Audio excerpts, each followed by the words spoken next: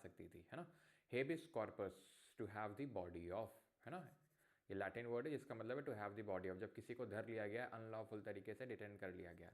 ये इसके एक्सेप्शंस क्या है, कब हेबिस कॉर्पस नहीं लग सकती है, जब डिटेंशन लॉफुल हो, when the detention is by a competent court, when the detention is due to the contempt of the legislature or the court, okay, तो इन केसेस में नहीं हो सकता है। मैंडमस का मतलब होता है वी कमांड, यानी हम कमांड दे रहे हैं तुम्हें, ठीक है, कि ये काम आप करो।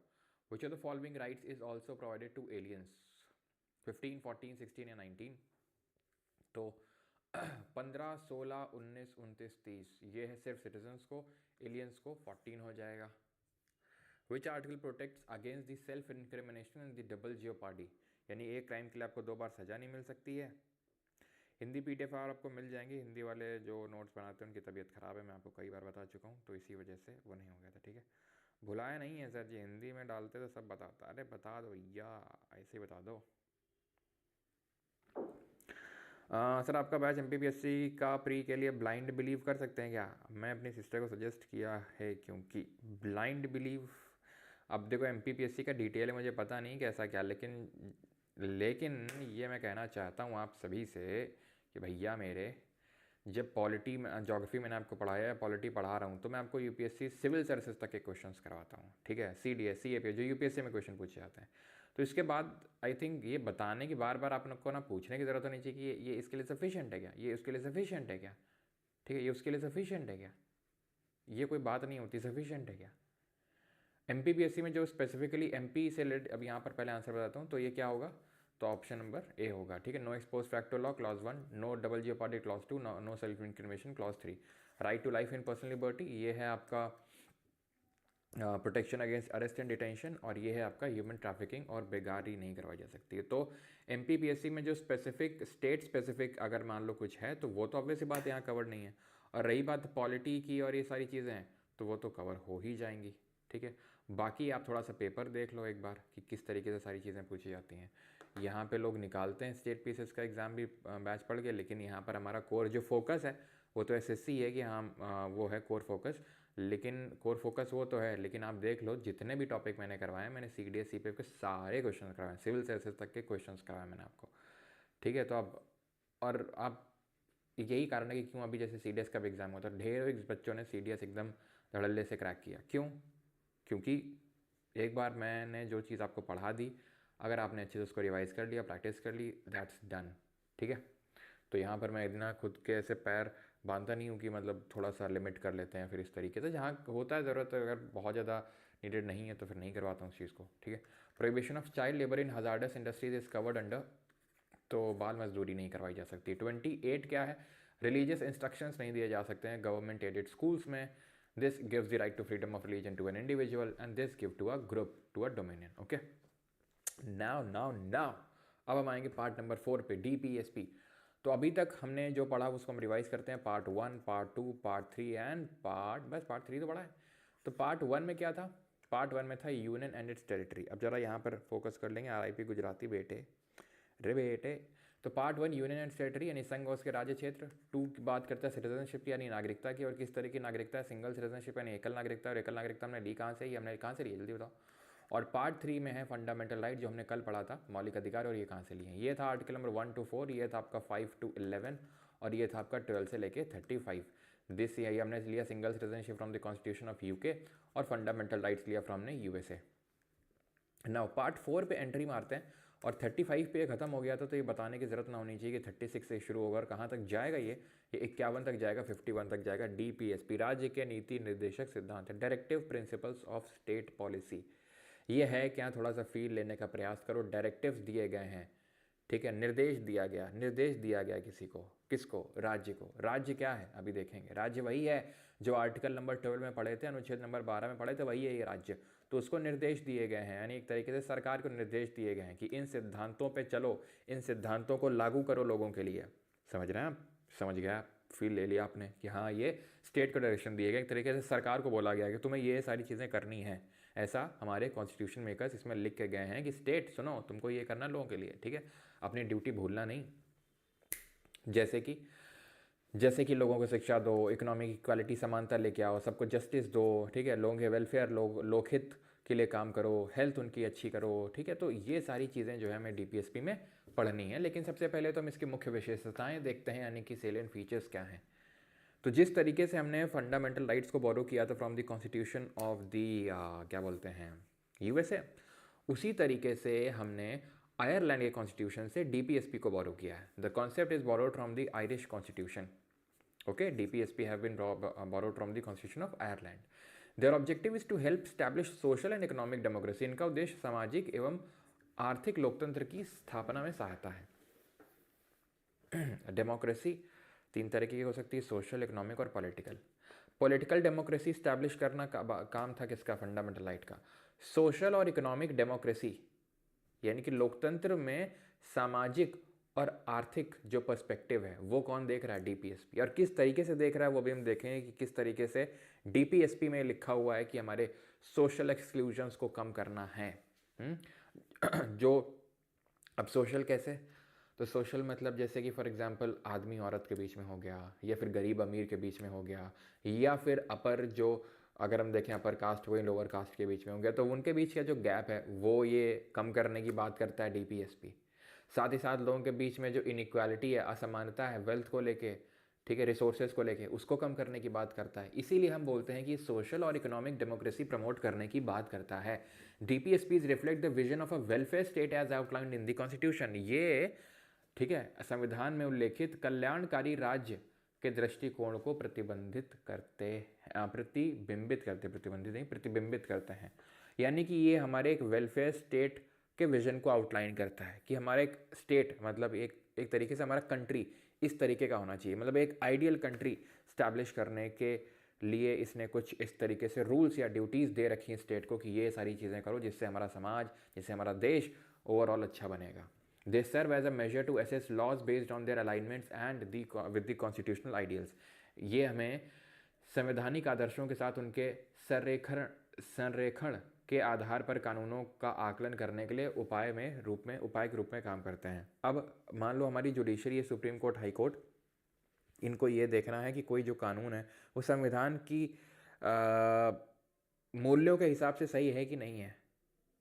जो हमारे कॉन्स्टिट्यूशन मेकर जो एनविजन करके गए थे उसके हिसाब से ये लॉ या कानून बनाया गया कि नहीं बनाया गया। तो उसको टेस्ट करने के लिए भी डीपीएसपी का, उनको एसेस करने के लिए, लॉज को एसेस करने के लिए भी डीपीएसपी का यूज़ किया जाता है बाय द जुडिशरी।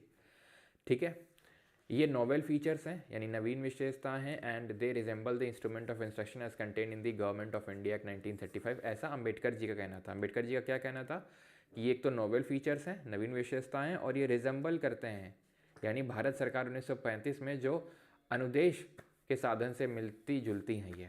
अब देखो था क्या कि एक एक्ट आया था आपका गवर्नमेंट ऑफ इंडिया एक्ट 1935 जिसको बोलते हैं भारत सरकार अधिनियम 1935। उसमें कुछ डायरेक्शन दिए गए थे वॉइस रॉय को कि सुनो वॉइस रॉय, तुमको ये करना है लोगों के लिए। उसी तरीके से अम्बेडकर जी का कहना था कि ये यहाँ पे जो डीपीएसपी हैं ये डायरेक्टिव्स दिए गए हैं, जैसे उसमें दिए गए थे वॉइस रॉय को, तो यहाँ दिए गए स्टेट को, एक तरीके से सरकार को, कि तुम्हें ये सारी चीज़ें करनी है। DPSP have moral and political sanctions. DPSP के पास नैतिक और राजनीतिक प्रतिबंध है।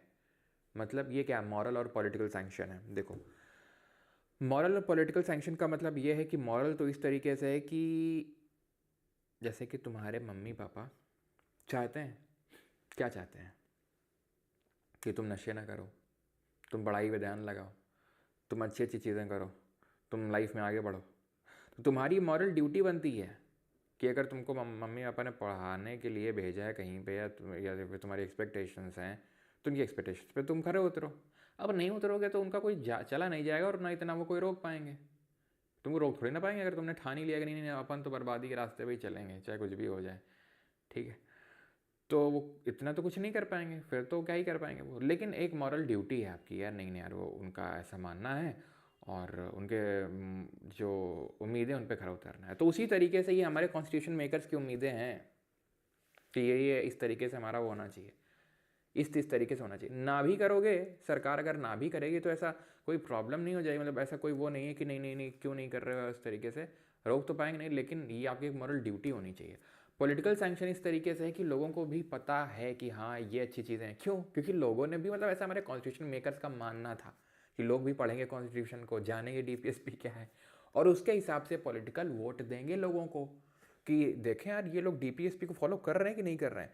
डीपीएसपी में लिखा है राइट टू वर्क एजुकेशन, यानी कि शिक्षा देनी है लोगों को और काम देना है, रोजगार देना है, तो ये लोग कर रहे हैं कि नहीं कर रहे हैं। ऐसा कॉन्स्टिट्यूशन मेकर्स का मानना था कि लोग देखेंगे और फिर पॉलिटिकल सैंक्शन होगा, लोग इनको पॉलिटिकली अकाउंटेबल ठहराएंगे कि उसी बात पे हम आपको वोट देंगे। लेकिन लोग तो ठहरे परदेसी, वोट क्या देंगे ये आप खुद सोचो। वोट क्या देंगे लोग, वोट किस मुद्दे पे दिया जाता है आज वोट, तो वोट दिया जाता है किस मुद्दे पे, ये हमारी जात का है कि नहीं, ये हमारे धर्म का है कि नहीं है, तो उस पर दिया था। खैर उस पर हम डेप्थ में नहीं जाएंगे, लेकिन आप शायद समझ गए हैं कि मॉरल और पॉलिटिकल सैंक्शन का मतलब क्या है। अब कमेंटबाजी भी खूब हुई इसमें, जिस तरीके से हमने देखा था हमारे फेडरेशन पे खूब कमेंटबाजी हुई थी। ग्रैनविल ऑस्टिन ने कुछ बोला था कोऑपरेटिव फेडरलिज्म, केसी वेरे ने बोला था क्या क्वाज़ी फेडरल, है ना। चलो भाई तो आगे बढ़ते हैं। Moral precepts for the authorities of the state, ऐसा BN राव जी का कहना था।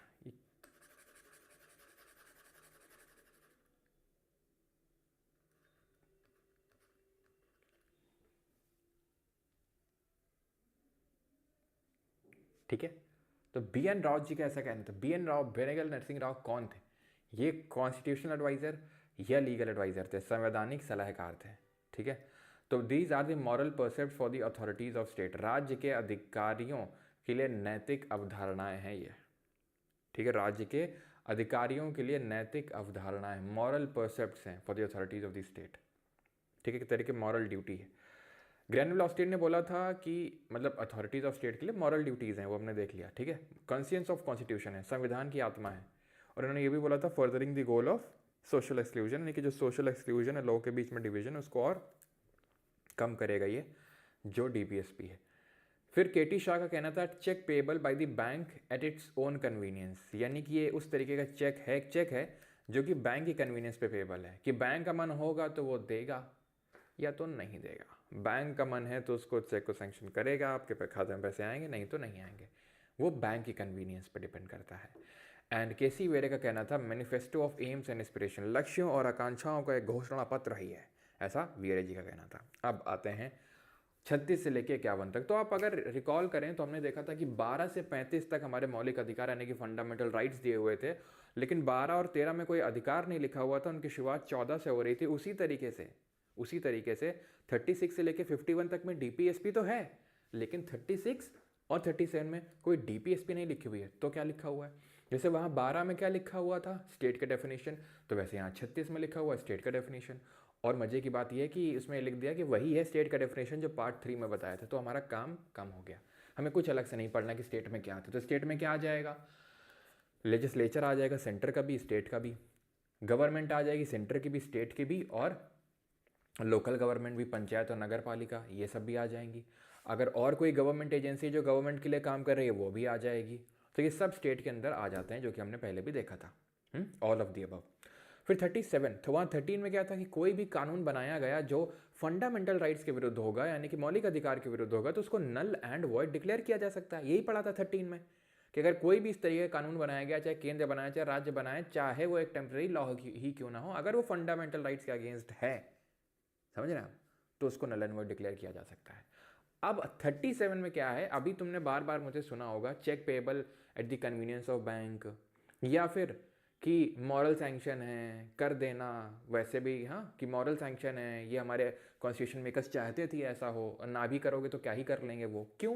क्योंकि ये आपके नॉन जस्टिसिएबल नेचर के हैं, यानी आप कोर्ट नहीं जा सकते हैं, आप कोर्ट नहीं जा सकते हैं, और ना ही जो जुडिशरी है हमारी वो किसी लॉ को नल एंड वॉइड डिक्लेयर कर देगी सिर्फ इस ग्राउंड में कि वो DPSP को फॉलो नहीं करता है। तो इससे हमें ये पता चलता है कि 13 वाला जो आर्टिकल नंबर 13 था वो ये बताना चाह रहा था कि जो हमारे फंडामेंटल राइट्स हैं वो तो जस्टिसिएबल हैं, यानी आप अगर आपने ठीक से नहीं बनाया तो वो आप जो कोर्ट है जुडिशरी उसको नल एंड वॉइड डिक्लेयर कर सकता है। यहाँ तक कि आर्टिकल 32 हमें स्पेसिफिकली बता रहा था, अनुच्छेद 32, कि आप कोर्ट जा सकते हैं। यहाँ आप कोर्ट नहीं जा सकते हैं, कि आपको राइट टू वर्क है, रोजगार का अधिकार है, तो आपके पास रोजगार नहीं तो आप कोर्ट चले जाएंगे और कोर्ट आपको न्याय दे देगा, नहीं। क्यों? क्योंकि ये स्टेट को ड्यूटीज़ दी गई हैं या डायरेक्शंस दिए गए कि आप ऐसा ऐसा करो, लेकिन हमारे कॉन्स्टिट्यूशन मेकर्स को भी पता था हमारे पास इतने तो रिसोर्सेज है नहीं, अंग्रेज दबा के लूट के गए, हम कोई डेवलप्ड कंट्री तो है नहीं कि जितनी चीज़ें लिखी हैं सारी ये लोग जो हमारी गवर्नमेंट से सब कुछ दे देंगी, सब कुछ ही ऑफर कर देंगे लोगों को। और क्योंकि अब हमारी लिमिटेशंस हैं तो इसीलिए इसको हम जस्टिसेबल नहीं बना सकते हैं, नहीं तो हर कोई कोर्ट में खड़ा रहेगा कि हमें ये नहीं है, हमें रोजगार नहीं है, हमें वो नहीं है। बस हम इनको स्टेट को बता जाते हैं कि भाई हम ये चाहते हैं, इस तरीके से हमारा देश आगे बढ़े और इस तरीके से हमारा एक लोक हितकारी राज्य बने, एक वेलफेयर स्टेट बने। ठीक है, so it is the duty of the state to apply this principle when making laws and policies, ये उनकी ड्यूटी है।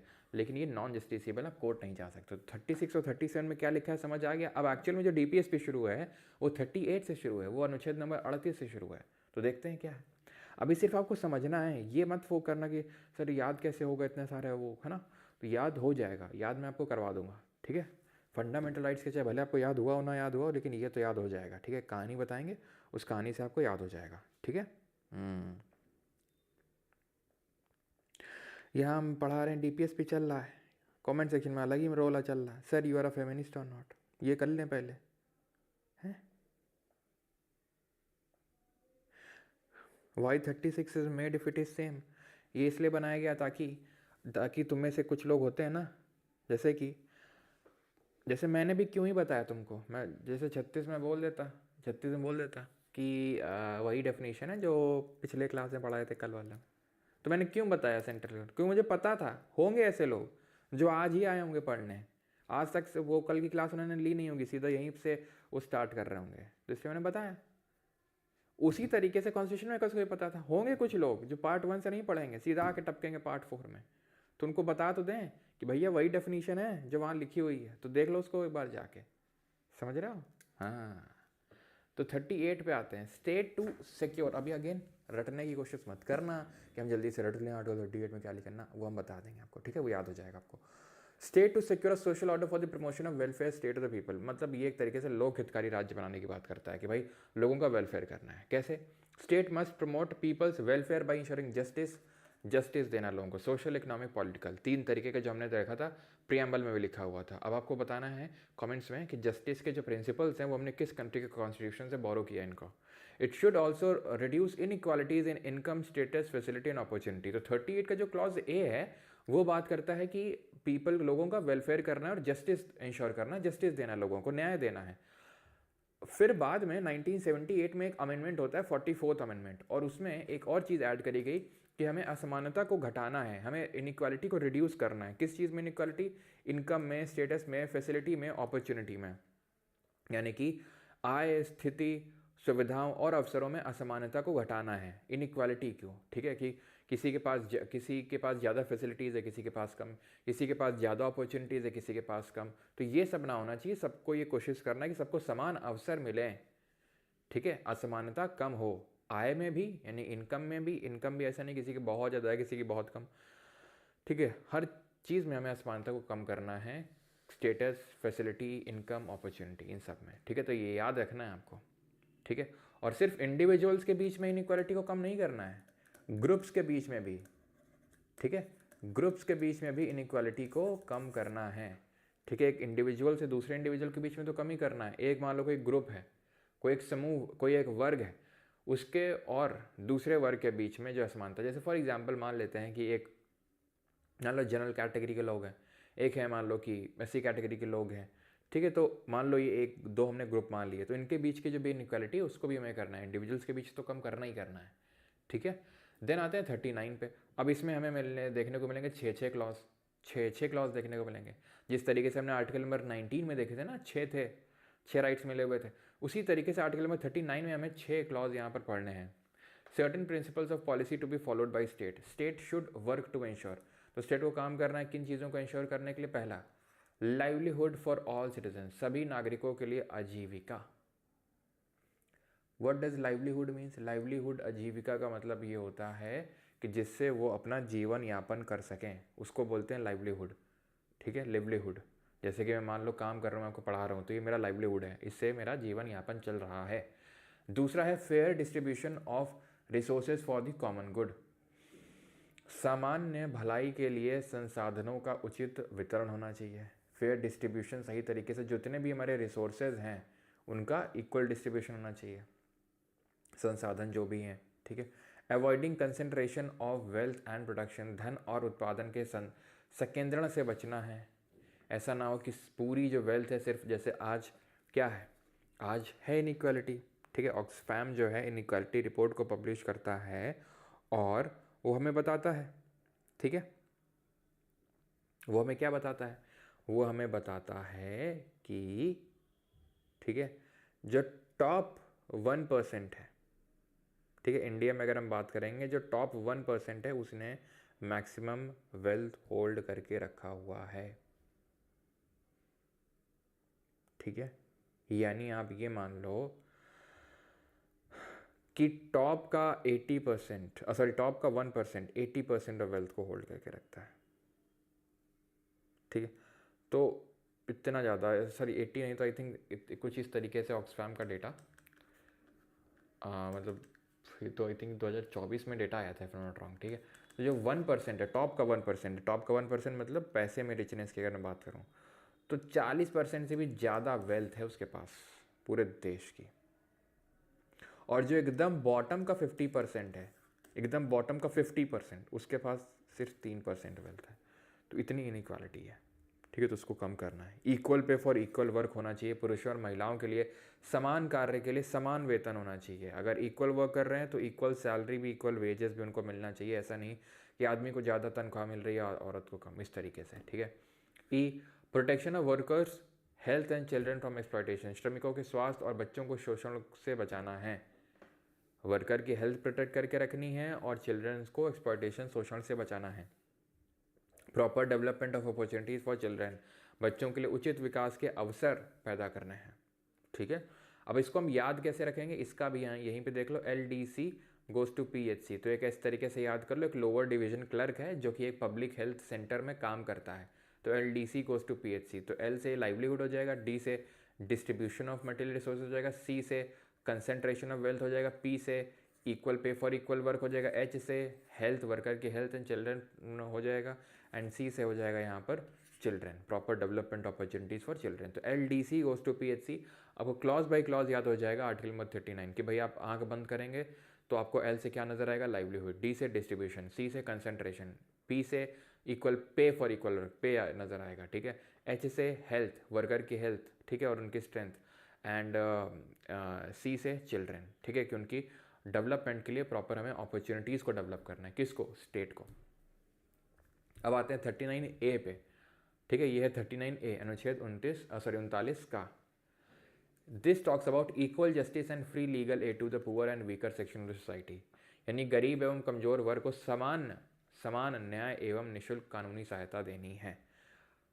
अब इसमें जैसे मैं आपको एग्जाम्पल दूँ कि किस तरीके से स्टेट हमारा जो DPSP उनको फॉलो करता है, ठीक है, DPSP इसको फॉलो करता है। तो अभी आपका लोक अदालत चलती हैं, लोक अदालत में क्या है, ठीक है, लोक अदालत में तुरंत आपका जो है डिस्प्यूट सॉल्व होता है, ठीक है। नालसा के तहत आप के अगर पास वकील नहीं है, ठीक है, तो आप क्या कर सकते हैं, फ्री लीगल एड, यानी फ्री वकील आपको मिलेगा। वो बात अलग है कि वो काम चलाऊ टाइप होता है, ठीक है। तो यहाँ पे क्या, लोक अदालत के थ्रू आपको फ्री लीगल एड दी जाती है। अब लोक अदालत का गठन कैसे हुआ, तो नेशनल लीगल सर्विसेज अथॉरिटी, एक अथॉरिटी उसको ऑर्गेनाइज किया गया और उसके थ्रू लीगल सर्विसेज जो एक्ट आया था, पार्लियामेंट ने पास किया था लीगल सर्विसेज एक्ट, उसके थ्रू जो है लोगों को मुफ्त में कानूनी सहायता दी जाती है, निःशुल्क कानूनी सहायता दी जाती है। तो एक तरीके से उस एक्ट को लाके, उस अधिनियम को लाके हमारे स्टेट ने, हमारी सरकार ने किया क्या, आर्टिकल नंबर 39A को एक तरीके से उसको फुलफिल किया, उस अपने DPSP को फुलफिल किया, ठीक है। लोगों को फ्री लीगल एड देनी है और इक्वल जस्टिस दिलाना है, जो पुअर और वीकर सेक्शन है। देन 40 बात करता है विलेज पंचायत को ऑर्गेनाइज करने की, ग्राम पंचायतों का संगठन करना है। अब ये कैसे फुलफिल किया हमारे स्टेट ने, तो 73rd अमेंडमेंट हम पढ़ेंगे, 73वां संविधान संशोधन पढ़ा भी था हमने, जब मैंने आपको 11वीं अनुसूची पढ़ाई थी तो मैंने आपको बताया था कि 73वां संविधान संशोधन को 11वीं अनुसूची को 73वें संविधान संशोधन से जोड़ा गया था, 73rd अमेंडमेंट से, जो कि पंचायत के बारे में बात करता है। यानी कि ये अमेंडमेंट करके और पंचायत को हर स्टेट के लिए मैंडेटरी बना देना, लागू करना, ठीक है, लागू करने के लिए, वो एक तरीके से हमारे स्टेट ने आर्टिकल नंबर 40 के तहत जो DPSP है उसको फुलफिल किया, ठीक है। इसी तरह अगर हम बात करेंगे आर्टिकल नंबर 41 अनुच्छेद 41, ये बात करता है right to work, education and public assistance in certain cases, कुछ मामलों में काम, शिक्षा और सार्वजनिक सहायता का अधिकार, यानी कि इसमें राइट टू वर्क भी है, राइट टू एजुकेशन भी और पब्लिक असिस्टेंस भी है। Right to education article number 21 के तहत एक फंडामेंटल राइट भी है, मौलिक अधिकार भी है, और यहाँ पर 41 में एक DPSP भी है। तो इसमें राइट टू वर्क है, एजुकेशन है और पब्लिक असिस्टेंस है। ठीक है, ओके, आगे बढ़ें तो राइट टू वर्क समझ में आ गया। Then just and human working conditions and maternity leave, ये 42 में है कि जहाँ पे लोग काम कर रहे हैं, जहाँ पे मजदूर काम कर रहे हैं, जो लोग काम कर रहे हैं वहाँ पर जस्ट और ह्यूमन कंडीशन होनी चाहिए, यानी कि जो कार्य की परिस्थितियाँ हैं वो अच्छी होनी चाहिए। ऐसे नहीं कि बहुत ही गंदी कंडीशंस में वर्कर्स को काम करना पड़ रहा है, वो चीज़ को इंश्योर करना है। इसके लिए लेबर लॉज हमारी सरकार लाई। मैटरनिटी लीव क्या होता है? मैटरनिटी लीव होता है कि जो विमेन होती हैं, जो काम करती हैं, तो उनको जब वो प्रेग्नेंट हैं, जब उनका बेबी होता है तो उनको लीव देनी है। इसके लिए मैटरनिटी रिलीफ एक्ट भी है 1961 का, 1961 का मैटरनिटी रिलीफ एक्ट है, जिसमें कि 28 वीक्स की मैटरनिटी लीव का प्रावधान है पहले 2 बच्चों के लिए। ठीक है, पहले 2 बच्चों के लिए 28 वीक्स। ठीक है, और 8 week before the birth of baby, मतलब जो होता है ना कि हाँ ठीक है 9th मंथ से पहले, मतलब 2 महीने पहले उनको लीव मिलनी चाहिए। तो ये सब मैटरनिटी रिलीफ एक्ट में 1961 में लिखा हुआ है। ठीक है, अब कई जगहों पे फॉलो नहीं होता है, बिकॉज इंडिया में जो इकोनॉमी है मोस्टली 90% वो इनफॉर्मल सेक्टर की है। अब ये फॉर्मल सेक्टर इनफॉर्मल सेक्टर क्या होता है वैसे तो डेप्थ में हम पढ़ेंगे जब इकोनॉमी पढ़ रहे होंगे, लेकिन ठीक है, लेकिन यहाँ पर आपको ये चीज़ पता होनी चाहिए कि फॉर्मल सेक्टर वो होता है जो रजिस्टर्ड होता है गवर्नमेंट के अंडर में, और इनफॉर्मल वो होता है जो गवर्नमेंट के तहत रजिस्टर्ड नहीं है। तो मैटरनिटी लीव का प्रावधान 1961 में लाया गया था 28 वीक्स के लिए, पहले 2 बच्चों के लिए मैटरनिटी लीव का प्रावधान है। तो ये इस तरीके से इस DPSP को फुलफिल किया हमारे स्टेट ने। देन 43 बात करता है किसकी? Living wages and decent working conditions. यहाँ पे तो ये तो हो गया just and human working condition होनी चाहिए, मैटरनिटी रिलीफ होनी चाहिए, लेकिन जीविका मजदूरी मिलनी चाहिए, इतना सैलरी मिलना चाहिए, इतना भत्ता मिलना चाहिए कि उससे जीवन यापन भी चल सके, ये भी इंपॉर्टेंट है। ठीक है, देन 43A बात करता है वर्कर का participation in the management of industries, उद्योगों के प्रबंधन में श्रमिकों की भागीदारी होनी चाहिए। अब कोई भी, इसका मतलब ये है कि जैसे इंडस्ट्री के जो वर्कर्स हैं, ठीक है, उनसे पूछ के डिसीजन लेना चाहिए, कोई भी जो भी डिसीजन लिया जाए उनसे पूछ के लिया जाए, उनकी उस पर भागीदारी हो। इसीलिए आपने देखा होगा लेबर यूनियन, आपने सुने होंगे लेबर यूनियन इसीलिए बनाए जाते हैं, सो दैट उनका भी वर्क जो इंडस्ट्री है उसके मैनेजमेंट में रोल हो, वो अपनी बात को रख सकें आगे। ठीक है, तो वो यहाँ पर 43A में है कि भाई जो उद्योग है उसके प्रबंधन में श्रमिकों की भागीदारी भी होनी चाहिए। 43B, अब किस अमेंडमेंट से किसको जोड़ा गया वो बाद में देखेंगे, वैसे आप यहाँ पे सब लिखा हुआ है आप देख सकते हैं साथ साथ, लेकिन इसको लास्ट में मैं आपको समराइज भी करूँगा आपको। ठीक है, चिंता मत करिए। देन 43B बात करता है फॉर्मेशन ऑफ कोऑपरेटिव सोसाइटी या promotion of cooperative society. Cooperative society मैंने आपको बताया था, एग्जाम्पल भी दिया था, जैसे अमूल है कोऑपरेटिव सोसाइटी, जहाँ पे कोई एक ओनर नहीं होता है, जो वर्कर होते हैं वही ओनर होते हैं, सारे लोग, कुछ लोग मिल के आते हैं और एक इंडस्ट्री बनाते हैं, एक सोसाइटी बनाते हैं और कॉमन गुड के लिए एक तरीके से काम करते हैं वो, तो उसको कोऑपरेटिव सोसाइटी बोलते हैं। अब यहाँ तक किसी कोई डाउट हो तो पूछ सकता है किसी आर्टिकल में।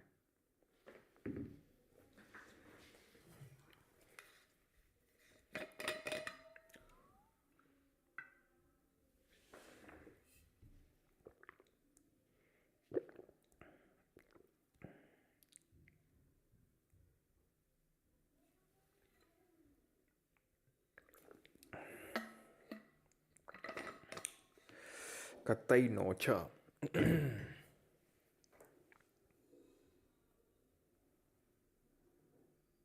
अगर 2 से ज़्यादा होंगे तो मिलना चाहिए, 2 से ज़्यादा में भी मिलता है, मैं पहले 2 बच्चों के लिए बताया हूँ, 2 से ज़्यादा में मिलता है, ऐसा नहीं मिलता है। अच्छा, तुम्हारे हाथ पे क्या था?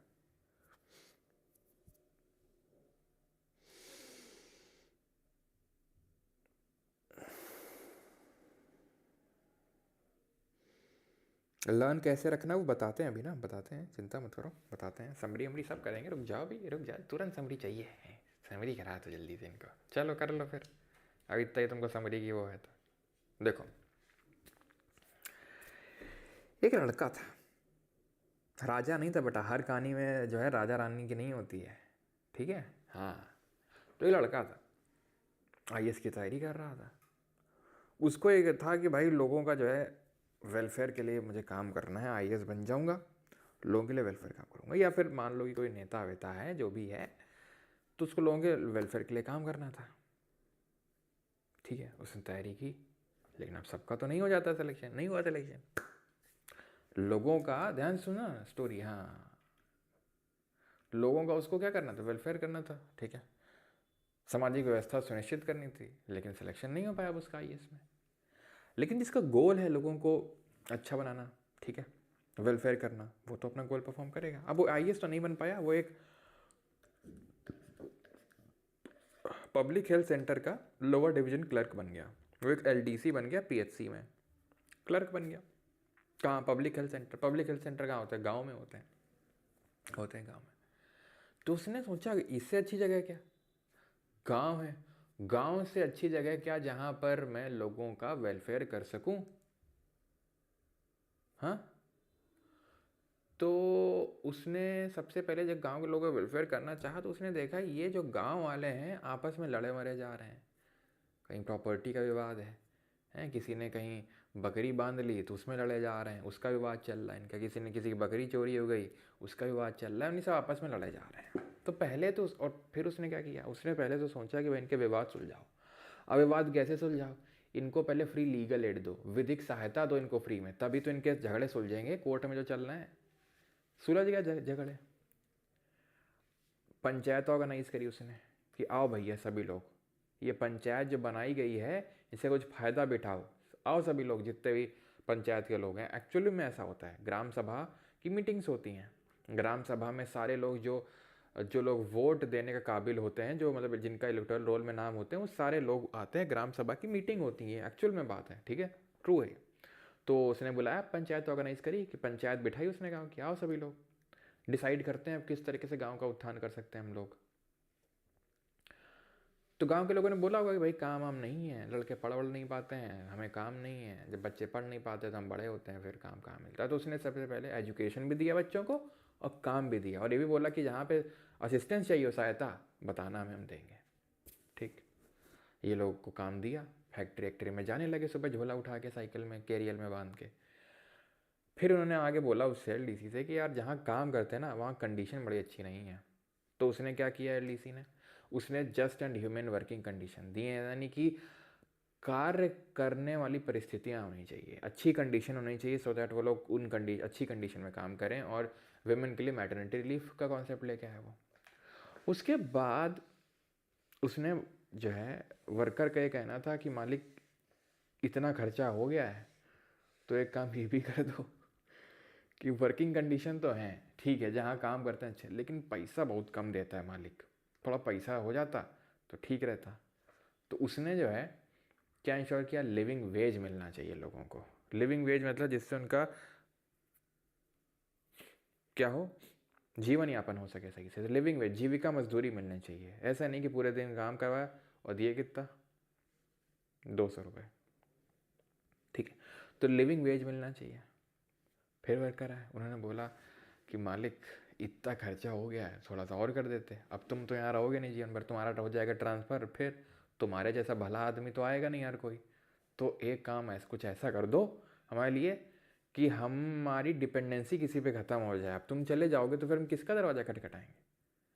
तो उसने इंडस्ट्री के मैनेजमेंट में उनका रोल को ही उसने इंश्योर कर दिया कि भाई वर्कर से पूछे बिना कोई डिसीजन नहीं लिया जाएगा, निर्णय नहीं लिया जाएगा। कैसा निर्णय, कि अब से इतने घंटे काम करना है, अब से ड्रेस पहन के आना है, या लंच का टाइम कम होगा।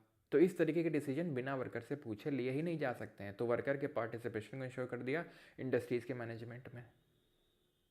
और जाते जाते उसने क्या किया, कोऑपरेटिव सोसाइटी का इनको वो दे दिया, इनको फंडा बता गया कि सुनो, कब तक इस इंडस्ट्री पे डिपेंडेंट रहोगे, खुद का भी कुछ बना सकते हो, समझ रहे हो, खुद का भी कुछ बना सकते हो। कुछ लोग मिलो, जैसे कुछ लोग मिलो, अपना दूध वगैरह इकट्ठा करो और उसको किसी किसी के साथ, अब एक लोग तो करोगे तो तुम्हारे लिए दिक्कत हो जाएगी, सब लोग मिल के करो, किसी को बांध लो कि वो तुम्हारा दूध ले जाएगा, सबका उसके लिए भी ठीक रहेगा, सबका दूध तुम्हारा इकट्ठा करके ले जाएगा, तुम लोगों को भी अच्छा पैसा मिल जाएगा। तो ये इंडस्ट्री में नहीं जाना पड़ेगा झोला टांग के, ख़त्म है वही कहानी। अब आपको याद हो गया, कैसे याद हो गया, फिर से रिकॉल करते हैं। अब बिना देखे रिकॉल करेंगे, ठीक है। Heads off to you sir, you are great. बेटा हेड्स ऑफ नहीं करना है, हेड ऑफ कर दोगे तो फिर कैसे चल पाएगा, हैं। सर आप मूवी की स्क्रिप्ट लिखो आज। अच्छा अच्छा अच्छा अच्छा, ठीक है। पहले तो ये बताओ कैसा लगा स्टोरी, फिर मैं आपको फिर से वहाँ से लेके आता हूँ। मालिक आईएएस तो बना नहीं ट्रांसफ़र। अरे भैया एलडीसी वगैरह का नहीं होता क्या ट्रांसफ़र? अब सचिव जी का नहीं हुआ था ट्रांसफ़र, हैं। इसको तो एलडीसी से प्राइम मिनिस्टर बनाओ, अच्छा अच्छा ओके।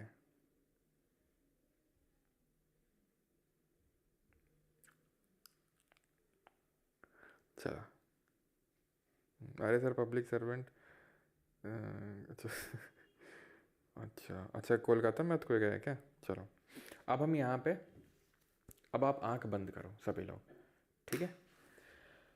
38, पहले लोगों को वेलफेयर करना था उसको, लोगों का वेलफेयर, तो वेलफेयर लोक हितकारी राज्य बनाने की बात करता है। और दूसरा क्लॉज है मिनिमाइज करना inequality in income status facility and opportunity. Then आते हैं 39, L D C goes to P H C lower division clerk, तो L livelihood, D distribution of material resources, C concentration of wealth, P equal pay for equal work, H health of workers and C opportunities for healthy development of children. LDC goes to PHC. फिर LDC ने किया गया था, गांव में गया था, गांव में पहले तो लोगों के विवाद सुलझाए, तो free legal aid to poor 49 39A।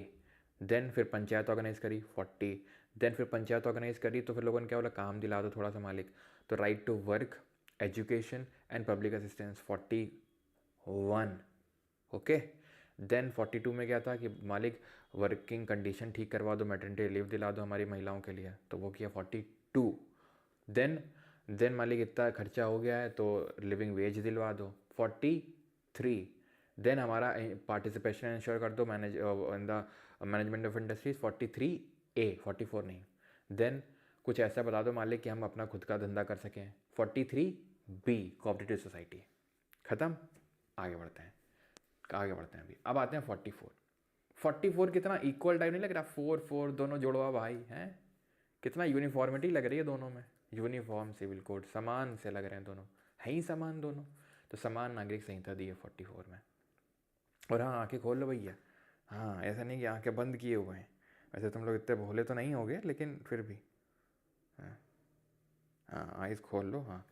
तो यूनिफॉर्म समान नागरिक संहिता, state shall endeavour to secure for the citizens a uniform civil code throughout the territory of India. What does uniform civil code means? It means जितने भी, अच्छा कल एक question आया था अगर तुमको याद हो, आर्टिकल 44 मैंने बोला था कल, याद दिलाना क्वेश्चन है ना इस तरीके से। तो देखो इसमें ये बोलता है कि यूनिफॉर्म सिविल कोड की जो कानून हैं, जो लॉज हैं, वो सब धर्मों के लिए एक समान लागू होंगे, चाहे तुम हिंदू हो, चाहे मुस्लिम हो, चाहे क्रिश्चियन हो, चाहे सिख हो, चाहे कुछ किसी भी धर्म से हो, सेम कानून होगा। जैसे अभी अभी नहीं है क्या कई जगहों में, जैसे कि फॉर एग्जांपल मुसलमानों में, अभी मुस्लिमों में ट्रिपल तलाक नहीं है, लेकिन पहले तो था तलाक तलाक तलाक। तभी शायरा बानो आई, उनका कहना था कि हिंदुओं में तो सही है, हिंदुओं में तो सही है, पूरे जीवन भर एलिमनी देनी पड़ती है अगर डिवोर्स होता है तो, ठीक है। महिला के गुजारा के लिए भत्ता देना पड़ता है, एलिमनी बोलते हैं उसको, पूरे जीवन भर। यहाँ तो जो इद्दत पीरियड होता है, मुसलमानों में इद्दत पीरियड होता है, ठीक है। आई थिंक इद्दत पीरियड कुछ तो ऐसे 3 महीने टाइप होता है, कुछ तो कुछ ऐसा ही होता है, इद्दत पीरियड बोलते हैं उसको। कि आपने तलाक तलाक तलाक बोला तो तलाक हो गया तुरंत, ठीक है, तुरंत तलाक हुआ, बस 3 बार बोलना है। और सिर्फ इद्दत पीरियड के दौरान ही एलिमनी देनी है, बाकी छुट्टी। तो शायरा बानो का कहना था कि भाई ये कैसा है, हिंदुओं की औरतों का सही है, उनके लिए तो है कि पूरे जीवन भर उनको, हमें हमें क्यों नहीं। इसने इसने मेरे पति ने इतने साल हो गए शादी के, अब इसका मन हुआ है किसी और से शादी करने का, इसमें हमारी क्या गलती है? तो मतलब इस तरीके से उसमें था, तो समान तो कानून नहीं था, अभी भी ज़्यादातर नहीं है। हिंदू का अलग से कई सारी चीज़ों में उनके अलग लॉज रहते हैं, मुसलमानों के अलग रहते हैं, इस तरीके से सब धर्मों का कुछ ना कुछ रहता है। यूनिफॉर्म सिविल कोड आने से ये होगा कि सारे धर्मों के लिए एक तरीके से कानून लागू होगा, that is uniform civil code, ठीक। तो ये चीज़ है। तो आर्टिकल नहीं, कहीं ना कहीं 25 को ये हिंडर करता है, क्योंकि आर्टिकल 25 या फिर हम बोल सकते हैं जो रिलीजियस फ्रीडम है, रिलीजियस फ्रीडम हमें क्या बताती है कि हर धर्म को अपनी आज़ादी है कि अपनी तरीके से चीज़ों को करे। और यही बात उठाई थी मुस्लिम धर्म गुरुओं ने जब ट्रिपल तलाक वो हुआ था, इनवैलिडेट, ये सारी चीज़ें, कि भाई ये हमारे धर्म की चीज़ है, आप इसमें दखलंदाजी क्यों कर रहे हैं, ठीक है। तो फर्स्टली गोवा लिखा है, अच्छा, ठीक है। उत्तराखंड में देखो भैया, गोवा और उत्तराखंड का रहता है कुछ लोगों को गोवा लगता है, कुछ लोगों को उत्तराखंड लगता है कि कहाँ पर यूनिफॉर्म सिविल कोड सबसे पहले लागू हुआ, तो उत्तर होगा इसका उत्तराखंड। ठीक है, अब गोवा का क्या लेना देना है तो वो समझ लो। ठीक है, गोवा का ये लेना देना है कि गोवा में सबसे पहले लागू तो हुआ था, लेकिन वो इंडियन लॉज के हिसाब से नहीं हुआ था, वो जो पोर्चुगीज़ है यानी कि इंडिपेंडेंस से पहले की बात है वो यूनिफॉर्म सिविल कोड। अगर इंडिपेंडेंट इंडिया में अगर बात करेंगे तो इट वुड बी उत्तराखंड, जहाँ पे अभी रिसेंट में यूनिफॉर्म सिविल कोड लागू हुआ। कहाँ पर? उत्तराखंड में। गोवा का क्या सीन है मैंने आपको बताया, पोर्चुगीज़ वहाँ पर पहले रूल कर रहे थे, तो पोर्चुगीज़ लॉ के हिसाब से वहाँ यूसीसी लागू हुआ था प्री इंडिपेंडेंस। ये पोस्ट इंडिपेंडेंस अगर पहला स्टेट बात करेंगे तो उत्तराखंड होगा। अब आते हैं आर्टिकल नंबर 45 पे। 44 तक आपको आर्टिकल बाई आर्टिकल याद हो चुका है कि नहीं हो चुका है? अब 45 से आते हैं। बच्चे कितने हैं? 45, 40, 47, 48, 49, 50, 51। 45 क्या बात करता है? अर्ली चाइल्डहुड केयर की एंड एजुकेशन की। आर्टिकल 21A में जो आज लिखा हुआ है राइट टू प्राइमरी एजुकेशन 6 से 14 साल तक के बच्चों के लिए, वही पहले आर्टिकल नंबर 45 में लिखा हुआ था। ठीक है, राइट टू प्राइमरी एजुकेशन 6 से 14 साल तक के बच्चों के लिए। ठीक है, यही पहले लिखा हुआ था कहाँ पे? आर्टिकल नंबर 45 में। लेकिन 86th अमेंडमेंट से क्या किया गया? इसका सब्जेक्ट मैटर बदल दिया गया, इसके सब्जेक्ट मैटर को यहाँ डाल दिया गया। तो इसमें क्या बदलाव किया गया कि 6 से 14 साल तक के बच्चों की शिक्षा को तो चलो 21A देख रहा है, लेकिन 0 से 6 वाले उनका क्या होगा? जो 6 से नीचे है, तो उनके लिए अर्ली चाइल्डहुड केयर देना है, वो स्टेट का काम दे देते हैं। ये एक तरीके से 6 से 14 साल तक के बच्चों को प्राथमिक शिक्षा मिलना चाहिए, इसको एक क्या बना दिया हमने? इन्फोर्सिएबल राइट या जस्टिसिएबल राइट बना दिया कि भाई अगर नहीं मिलेगी तो कोई कोर्ट भी जा सकता है। और ये अर्ली चाइल्डहुड केयर। जैसे आपने सुना होगा आंगनवाड़ी, आंगनवाड़ी में बच्चों के खिलौने आते हैं, हाँ, खाने के लिए राशन आता है। वो बात अलग है कि आंगनवाड़ी की महिला को बच्चों तक पूरा सप्लाई नहीं हो पाता है वो, ठीक है, लेकिन आता तो है। हाँ, बहुत सारी चीज़ें आती हैं बच्चों के न्यूट्रिशन को इंश्योर करने के लिए, बच्चों को खेलने के लिए खिलौने वगैरह आते हैं। ठीक है, तो वो सारी चीज़ें होती हैं below the 6 years of age. तो आंगनवाड़ी सिस्टम ला के एक तरीके से आर्टिकल 45 को ही तो इम्प्लीमेंट कर रहा है हमारा स्टेट। ठीक है, तो 86th अमेंडमेंट ने इसका सब्जेक्ट मैटर चेंज किया और उसी ने 21A को ऐड किया था। 46 promotion of educational and economic interest of schedule caste, schedule tribe, weaker section of society. तो जो SC ST या वीकर सेक्शन ऑफ सोसाइटी है, उनके अनुसूचित जाति जनजाति उनके और या कमज़ोर वर्ग है, उसके शैक्षिक और आर्थिक हितों को बढ़ावा देना है। ये 46 बात करता है। 48 इसकी बात करता है कि एग्रीकल्चर को ऑर्गेनाइज करना है और एनिमल हस्बेंड्री को, ठीक है, कृषि को और अच्छा करना है, और जो पशुपालन संगठन है उसको और बेटर करना है। ठीक है, पशुपालन जो संगठन है उसको और बेटर करना है। और क्या प्रोहिबिट करना है? स्लॉटर ऑफ काउज का, यानी कि जो गाय हैं, बछड़े और उपयोगी जो मवेशी हैं उनके वध पर प्रतिबंध लगाना है। लेकिन क्या लगा है? The answer is no. ठीक है, आपको ही पता है जो गाय वगैरह होती हैं, ठीक है, गाय वगैरह होती हैं तो उनका दूध निकाला जाता है, और जब वो दुधारू नहीं होती हैं, दूध नहीं दे पाती हैं, उनको कसाई खाने भेज दिया जाता है कटने के लिए। क्यों? क्योंकि उसको फीड करने में खर्चा जो इतना आता है। ठीक है, वैसे जो पहले गाय पाली जाती थी आउट ऑफ लव केयर, ये सारी चीज़ें गांव में रहती हैं ऐसे, लेकिन मोस्टली जो गाय हैं उनको सिर्फ दूध निकालने का एक जरिया माना जाता है। ठीक है, आपको पता है गलत तरीके से उनका बर्थ होता है, गलत तरीके से दूध निकाला जाता है ना, क्या क्या होता है, गंदी कंडीशन में वो बेचारी रहती हैं, और जैसे ही दूध देना बंद किया उनको कसाई खाने भेज दिया जाता है। ठीक है, तो ये चीज़ें होती हैं। ठीक है, आर्टिकल नंबर 48 में ये सारी चीज़ें प्रोहिबिटेड हैं, मतलब ऐसा स्टेट को डायरेक्शन दिया गया है। ठीक है, 47 अगर बात करें, ये ड्यूटी देता है to raise nutrition, living standard and public health, पोषण, जीवन स्तर और सार्वजनिक स्वास्थ्य को बढ़ाने का कर्तव्य दिया गया है कि न्यूट्रिशन रेज करना है, तभी आपको पता है मिड डे मील का कॉन्सेप्ट लाया गया, लिविंग स्टैंडर्ड बढ़ाना और पब्लिक हेल्थ अच्छी करनी है। 48 में एनवायरनमेंट को प्रोटेक्ट करना है, ऐसा स्टेट को डायरेक्शन दिया गया। फॉरेस्ट को, वाइल्ड लाइफ को प्रोटेक्ट करना है। ठीक है, the state shall protect the end improve the environment and safe guard forest and wild life. Again इसको भी 42nd अमेंडमेंट से ऐड किया गया, लेकिन वो हम आपको बताएंगे अभी कैसे कैसे क्या किया गया, ठीक है। और ये भी डीपीएसपी याद करवाएंगे, चिंता मत करिए।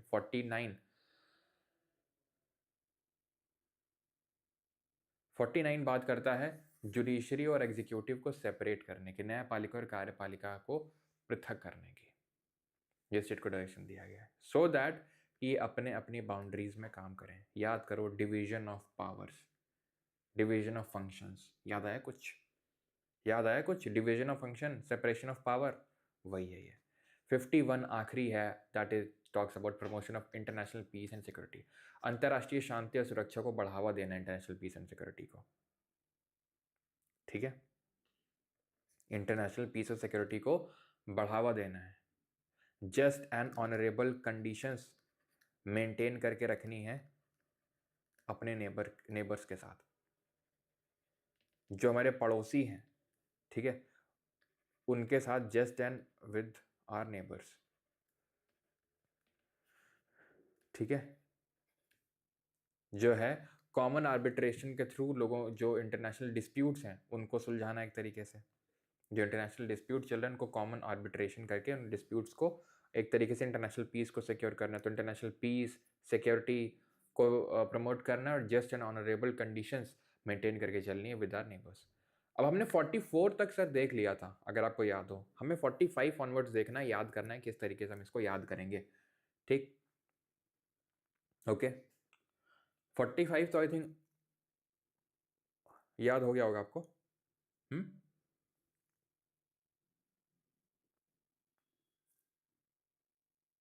45 में तो कोई प्रॉब्लम नहीं होगी, अर्ली चाइल्डहुड केयर, ठीक है।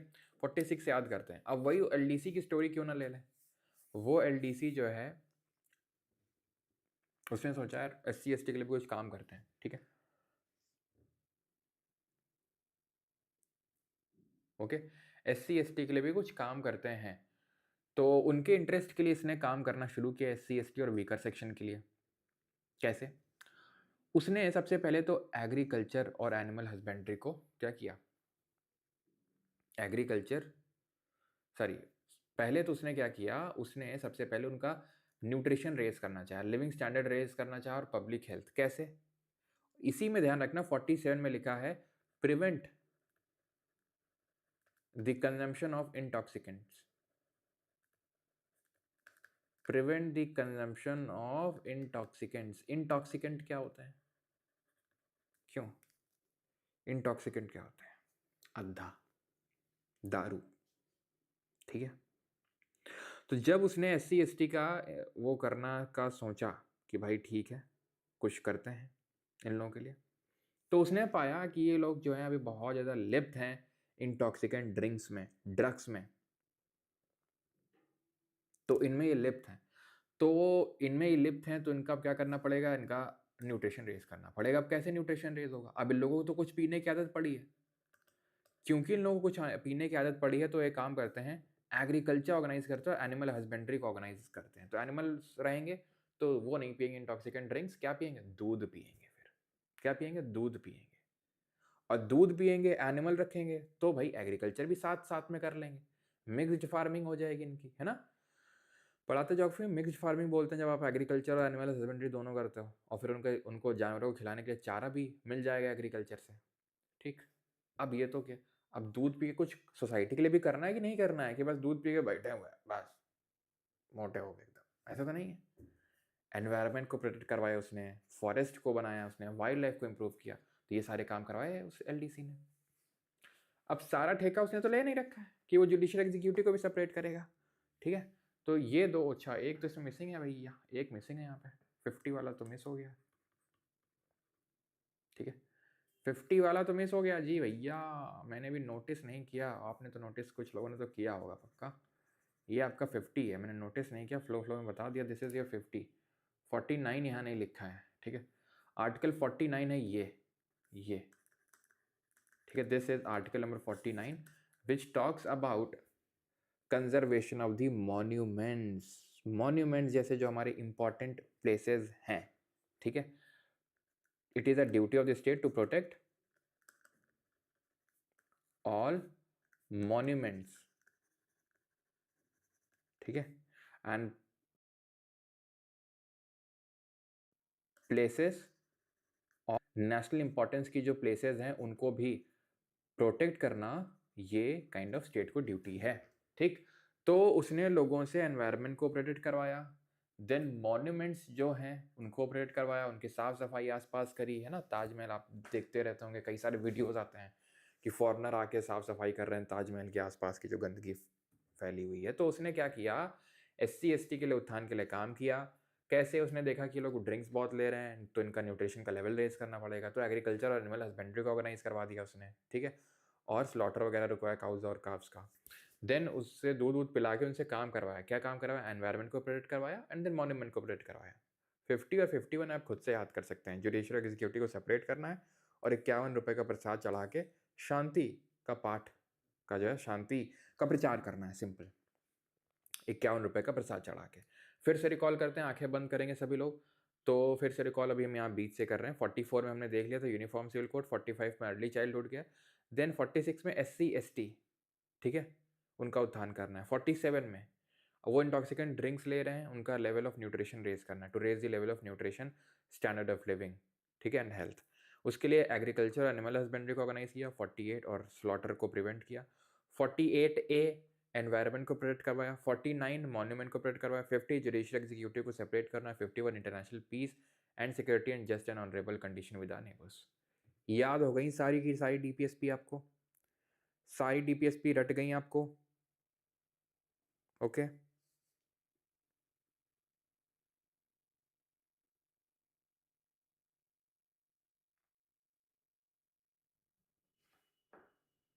वॉइस कटिंग, क्या voice cutting?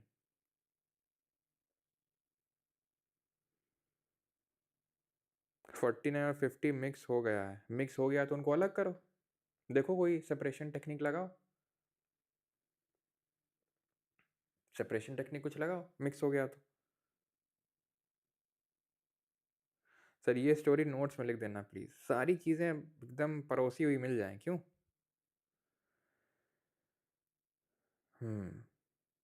Okay, nothing is cutting, okay okay. 50-50 जो है इन दोनों को अलग अलग कर लेना है। 50 तुम लो, 50 तुम लो, यानी कि दोनों अलग अलग हो जाओ, 50 तुम लो, 50 तुम लो, बस।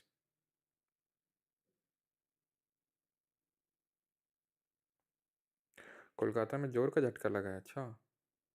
कोलकाता तो उतना प्रोन नहीं है वैसे अर्थक्वेक्स के लिए, ओके। आरएन पटेल जो है इसी में खुश हुए जा रहे हैं। 49-50 मिक्स हो गया, स्पैम करता रहता हूँ, याद तो बाद में कर लूँगा, स्पैम कर दूँ पहले दबा के, याद तो होता रहेगा। उतना ही बेटा टाइम लगा के थोड़ा सा देख लो कि कैसे याद कर लूँ। जैसे एक स्टूडेंट लिखा कि 50 जुडिशरी दे 50 एग्जीक्यूटिव, ना क्यों दिमाग लगाए फालतू में, स्पैम कर लूँ पहले दबा के थोड़ा सा। उसे उसका जो आनंद है वो कहाँ मिलता है आजकल, क्यों लगे स्पैम में? अब ना लगे हैं सब पढ़ाई में, ये अपना स्पैम में लगे हुए हैं। मिल गया है सब, मिल गया है सब, हम अलग करके देंगे, अब इनके दिमाग में घुस के अलग करेंगे इन बैठ के। क्लासिफिकेशन ऑफ DPSP, राज्य नीति निर्देशक सिद्धांत जो उनका वर्गीकरण किया गया है, कहाँ किया गया? कहीं नहीं किया गया, संविधान में नहीं किया गया, ये हम कर देते हैं। पहली बात तो ऐसा वर्गीकरण संविधान में नहीं है, ये पढ़ने की सूटेबिलिटी के हिसाब से कर दिया जाता है, ठीक है। 3 उसमें कैटेगरीज में सोशियो इकोनॉमिक बोल दिया जाता है, एक गांधीयन DPSP बोल दी जाती है, और एक लिबरल इंटेलेक्चुअल बोल दी जाती है, ठीक है, ओके, लिबरल इंटेलेक्चुअल।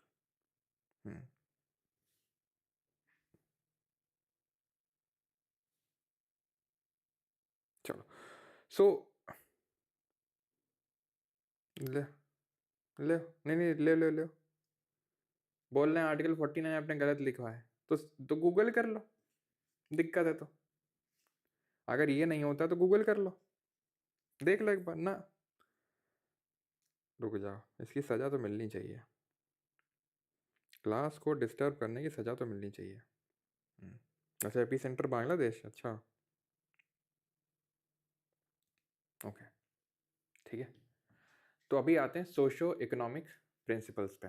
अच्छा, आई थिंक हो सकता है कोई क्लास में अभी पीछे पड़ा हो, है ना, मतलब काफ़ी पीछे हो, तो ये वाली चीज़ की वजह से हो सकता है लिखा हो। खैर, तो socio economic principles, Gandhian principles and liberal principles, सामाजिक आर्थिक सिद्धांत, गांधीवादी सिद्धांत और उदारवादी सिद्धांत।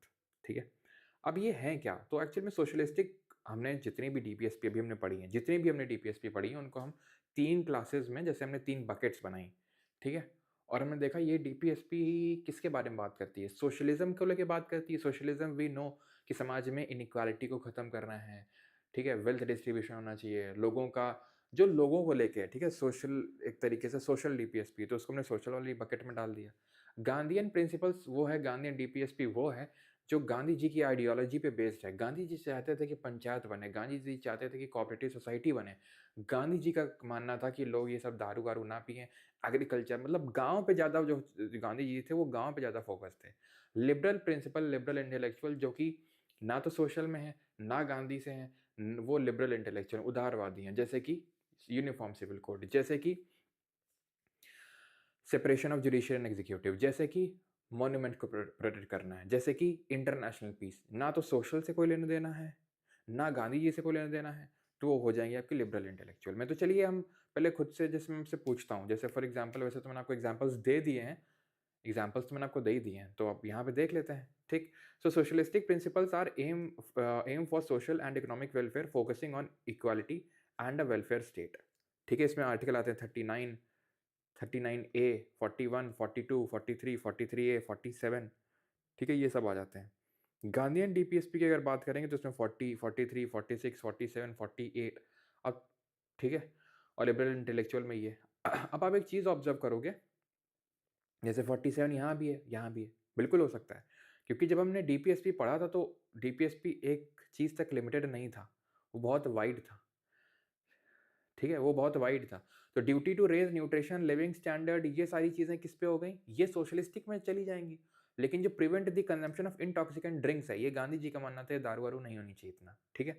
तो इसका कंजम्पशन को प्रिवेंट करना है, तो ये किस में चला जाएगा? ये चला जाएगा गांधीयन वाले में। तो 47 इसलिए तुमको देखने को मिलेगा दोनों में, सोशलिस्टिक में भी और गांधीयन में भी, ठीक है?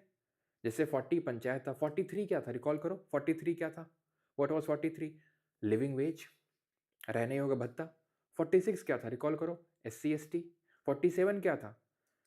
ठीक है, 47 अभी हमने देखा, इंटॉक्सिकेंट ड्रिंक का कंजम्पशन को प्रिवेंट करना। 48, 48 क्या है? 48 है agriculture and animal husbandry, agriculture and animal husbandry, ठीक है? देन बात अगर करें लिबरल इंटेलेक्चुअल प्रिंसिपल्स पे, तो लिबरल इंटेलेक्चुअल प्रिंसिपल पे आएंगे uniform civil code, early childhood care, environment protect करना है, मॉन्यूमेंट को प्रोटेक्ट करना है, 50-50 आधा आधा कर देना है, जुडिशियल एग्जीक्यूटिव को सेपरेट कर देना है, 51 इंटरनेशनल पीस और सिक्योरिटी को मेंटेन करके रखना है, ठीक है? Just and honourable conditions maintain करके रखना है, ठीक है? ओके, ठीक है, क्लियर है? ये क्लासिफिकेशन कहीं भी संविधान में नहीं लिखा है, ठीक है? ये चीज़ को ध्यान रखिएगा। अब आते हैं अपने आखिरी टॉपिक पे, आखिरी तो नहीं, सेकंड लास्ट है, and that is DPSP added through amendment.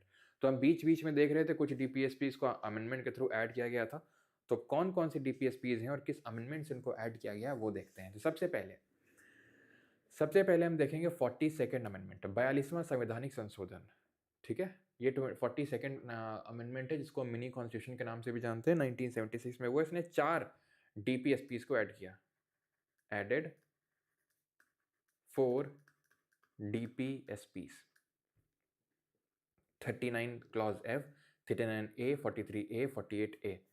ये बात करता है चिल्ड्रन के हेल्दी डेवलपमेंट के बारे में, ये बात करता है free legal aid to poor के बारे में, ये बात करता है participation of workers in the management of industries. तुमको ये सब तो देखना ही नहीं चाहिए, पहले खुद से तुमको देखो आर्टिकल और सोचो कि इस आर्टिकल में क्या था, ये फिर बाद में देखो। जितना खुद के दिमाग को दौड़ा सकते हो, चला सकते हो, चलाओ, ठीक है?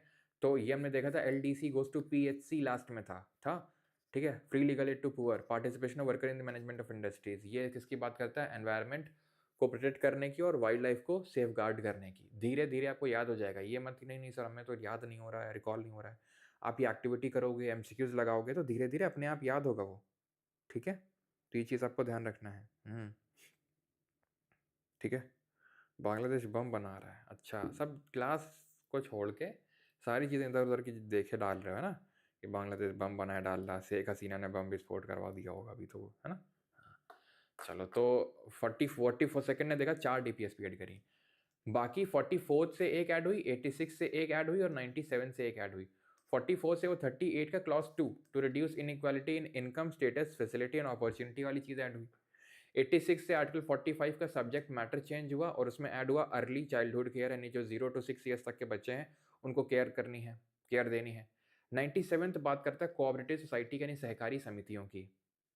97th अमेंडमेंट जहाँ पे भी आए, जैसे 42nd में तो इतनी सारी चीज़ें करी और भी बहुत सारी चीज़ें करी थी। 97 तो मतलब कोऑपरेटिव सोसाइटी, गांठ बांध लो तुम एकदम। कोऑपरेटिव सोसाइटी कहीं दिख जाए सीधे 97th अमेंडमेंट मारो, 97th अमेंडमेंट कहीं दिख जाए कोऑपरेटिव सोसाइटी सीधा मारो तुम, ठीक है। और 86 अमेंडमेंट कहीं दिख जाए तो एजुकेशन, बच्चों की केयर मार दो, ठीक है। तो ये चीज़ क्लियर हो गई।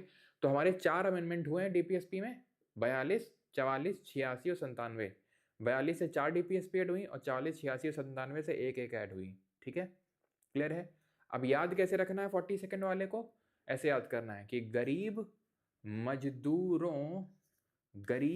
मजदूरों के जो बच्चे हैं उनसे एनवायरनमेंट को प्रोटेक्ट करवाओ।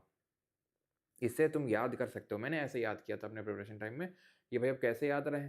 तो गरीब मजदूरों के बच्चों से एनवायरनमेंट प्रोटेक्ट कराओ। गरीब मतलब poor, free legal aid to poor 39A, ठीक है। आंख बंद करके, आंख मेरी बंद है, तुम भी बंद करो, सोचो, ठीक है। गरीब, poor, free legal aid to poor 39A। मजदूर, मजदूर मतलब वर्कर, ठीक है, worker, to ensure the participation of worker in the management of industries 43A, ठीक है। मजदूरों के बच्चों, बच्चों मतलब चिल्ड्रन, चिल्ड्रन मतलब LDC गोज टू PHC यानी 13 क्लॉज F, ठीक है। हेल्दी डेवलपमेंट ऑफ चिल्ड्रन, ठीक है, हेल्दी डेवलपमेंट या फिर opportunities for the healthy development of children, और उनसे एनवायरनमेंट को प्रोटेक्ट करवाना है, एनवायरनमेंट 48A।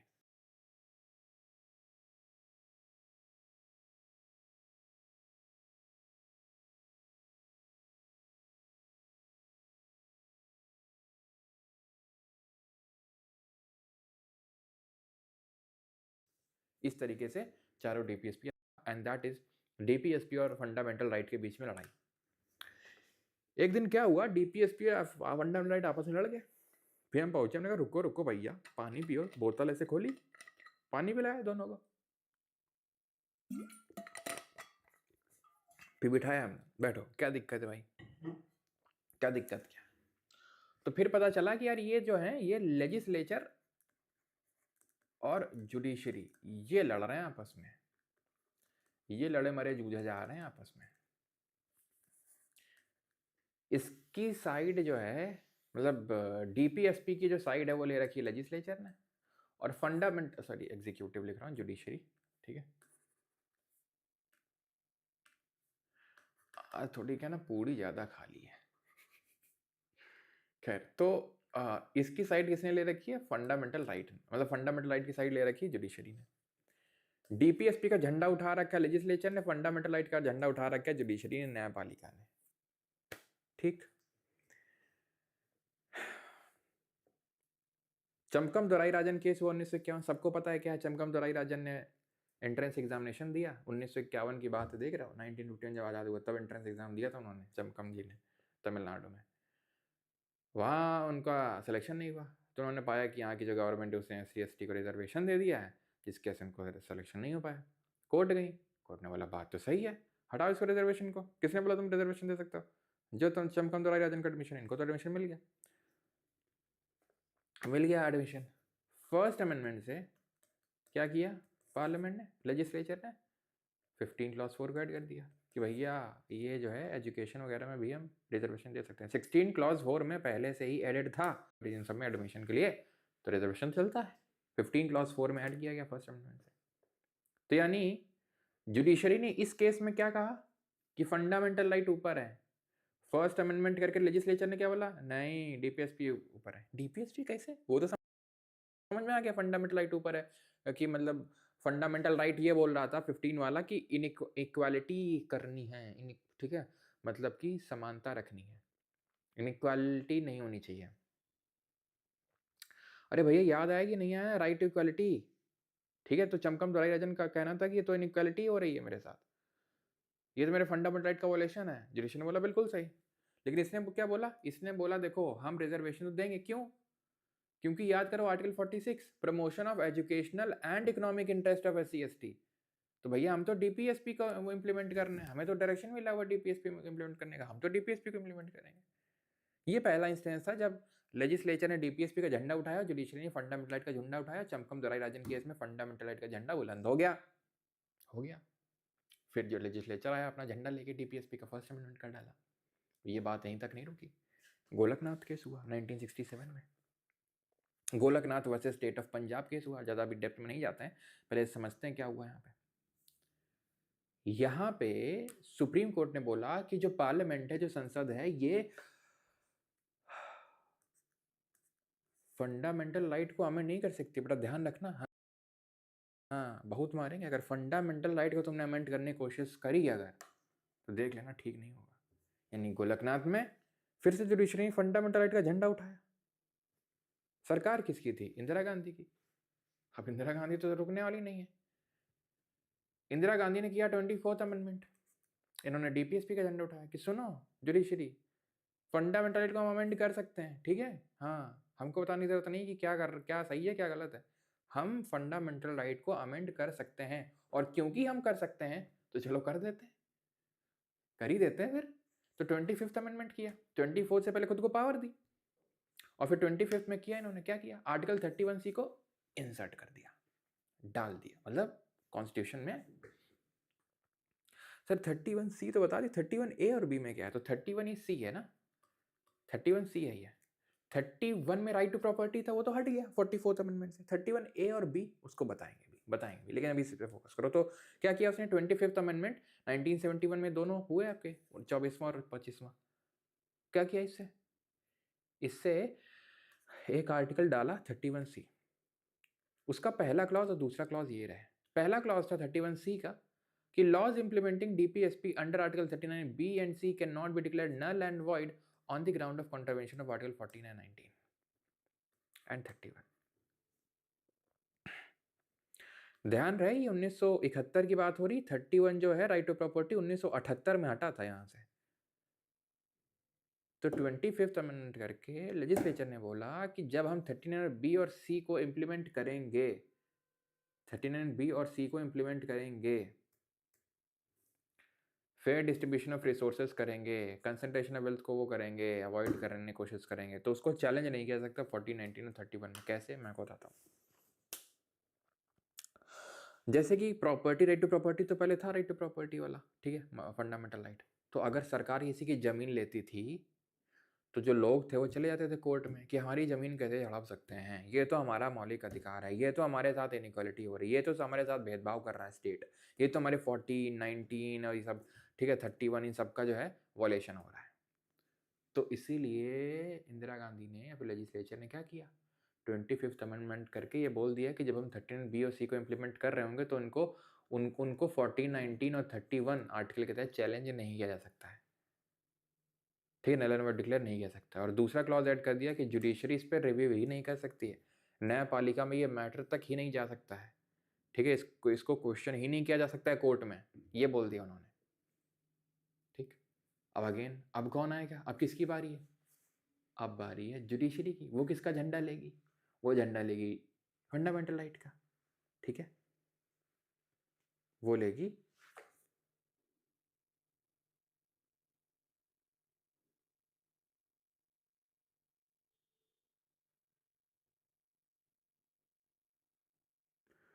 मेरा 150 XP भाई, यहाँ फोकस कर लो, ठीक है। ओके, फिर आता है ये जुडिशरी इन दी फेमस केशानंदा भारती केस 1973। 1967 में गोलकनाथ हुआ, 1971 में अमेंडमेंट होते हैं, 1973 में अब आती है KBC, that is Kesavananda Bharati case होता है यहाँ पे, ठीक है। इसमें अब तक की सबसे बड़ी बेंच बनाई जाती है, 13 जजेस बेंच। कल आपको एक केस पढ़ा था TMA पाई केस, अगर आपको याद हो, उसमें 11 जजेस बेंच बैठी थी, सेकेंड लार्जेस्ट, इसमें लार्जेस्ट 13 जजेस बेंच। टीएमए पाई केस में क्या पढ़ाया था, क्या था टीएमए पाई केस में? तो इस केस में जुडिशरी ने बोला कि ठीक है, पार्लियामेंट कैन, इसने एक्सेप्ट कर लिया, इसने थोड़ा सा झुक गया कि ठीक है यार पार्लियामेंट तुम कर सकते हो अमेंड, लेकिन तुम बेसिक स्ट्रक्चर ऑफ जो कॉन्स्टिट्यूशन है उसको डिस्ट्रॉय नहीं कर सकते हो। जो basic structure of the constitution है उसको डिस्ट्रॉय नहीं कर सकते हो। संविधान के मूल ढांचे को भी क्या है वो बताता हूँ उसको भी, ठीक है।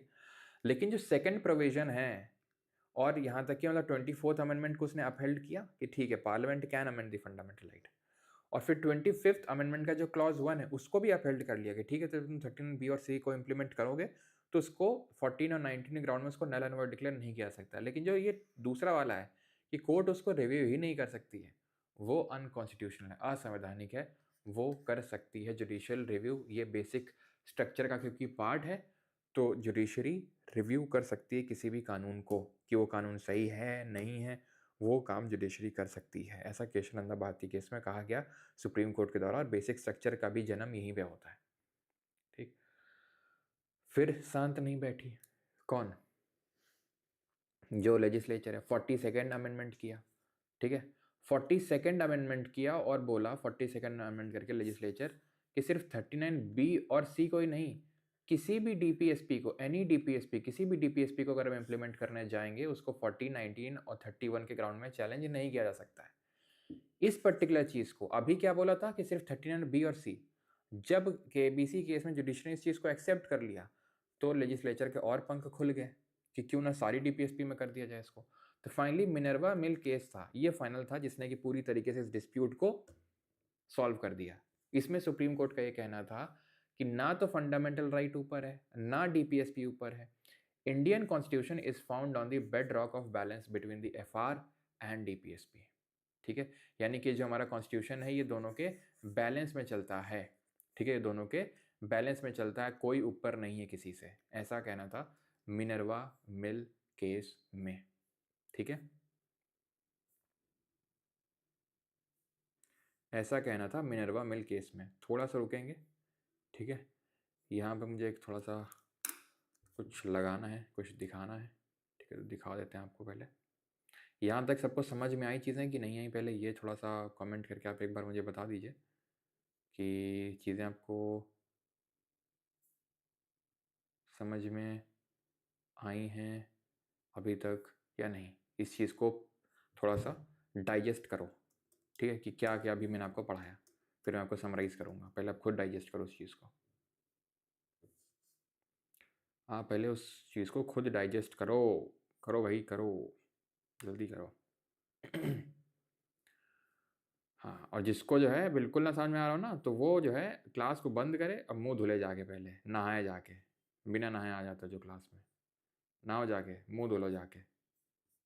अगर इसको ऐसा लग रहा है नहीं नहीं ये सर क्या चल रहा है, हमें कुछ समझ ना आ रहा है, तो ना जाके थोड़ा सा मुंह धुलो। उससे क्या होगा, मुंह धुलने से क्या होगा, कुछ नहीं होगा, फिर भी तुम जो है भोंदू ही रहोगे, ऐसा हो सकता है। तो इसलिए मुंह धुलने से काम नहीं चलेगा, नहाओ भी जाके, है ना।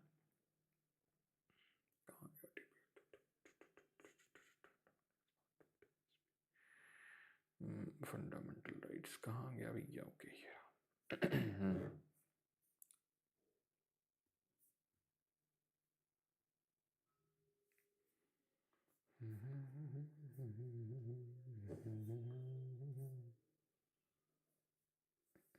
चलो अभी दिख रहा है, अभी दिख रहा है।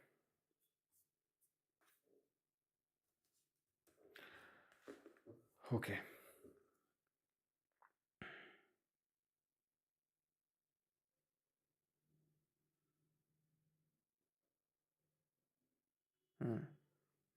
चलो, हाँ पता है, एक बार रिपीट क्यों नहीं। देखो, आँख बंद करो बेटा, सभी लोग आँख बंद करके। क्यों आँख बंद करने के लिए बोलते हैं, उसके पीछे साइंटिफिक रीज़न है जो मैं बताऊंगा नहीं मैं, तो इसलिए आँख बंद करो पहले तुम। देखो क्या हुआ, क्या हुआ, एक बार चमकम दुराई राजन जी का केस हुआ। अब अगर तुमको ये रिकॉल नहीं होगा ना, ये सर कौन सा केस है, बेटा तुम क्लास बंद करो, हम बता रहे हैं, ठीक है, और जाके दौड़ो जाके पहले थोड़ा धूप में, ठीक है। हाँ, अगर ये चमकम दुराई राजन भी तुमको समझ ना आ रहा, कल भी 2-3 बार बताए थे, और आज भी 2-3 बार बता चुके हैं। तो चमकम दुराई राजन केस में क्या बोला सुप्रीम कोर्ट ने, कि फंडामेंटल राइट्स ऊपर हैं डीपीएसपी से। ठीक है, स्टेट तुम डीपीएसपी को इम्प्लीमेंट करने जा रहे थे, रिजर्वेशन दे रहे थे, लेकिन फंडामेंटल राइट ऊपर है, चमकम दुराई राजन ने बोला। ठीक, फिर गोलकनाथ केस में सुप्रीम कोर्ट ने 1967 में बोला कि फंडामेंटल राइट्स को पार्लियामेंट अमेंड नहीं कर सकता है, पार्लियामेंट के पास पावर नहीं है, नहीं कर सकता है। तो इससे पार्लियामेंट का ईगो हर्ट हो गया ईगो हर्ट। तो पार्लियामेंट क्या करेगा, रिस्पॉन्ड करेगा। रिस्पॉन्ड करेगा कुछ ना कुछ। तो उसने क्या किया, 24th अमेंडमेंट किया 1971 में और बोला parliament has the power, parliament has the power to amend the fundamental right, यानी कि वो मौलिक अधिकारों में कोई चेंज कर सकता है। क्योंकि वो पार्लियामेंट कर सकता है तो इसलिए चलो कर देते हैं। तो उसने एक और अगला किया 25th अमेंडमेंट, जस्ट अगला वाला, और उसमें क्या बोला कि जब 39B और C के तहत जो DPSP मिली उनको इम्प्लीमेंट करने जाएंगे तो उनको चैलेंज नहीं किया जा सकता ऑन द ग्राउंड ऑफ 14, 19 और 31, मतलब उनको नल एंड वॉइड डिक्लेयर नहीं किया सकता है। और दूसरा क्लॉज उसमें ऐड कर दिया 31C, जो उसने आर्टिकल इंसर्ट किया।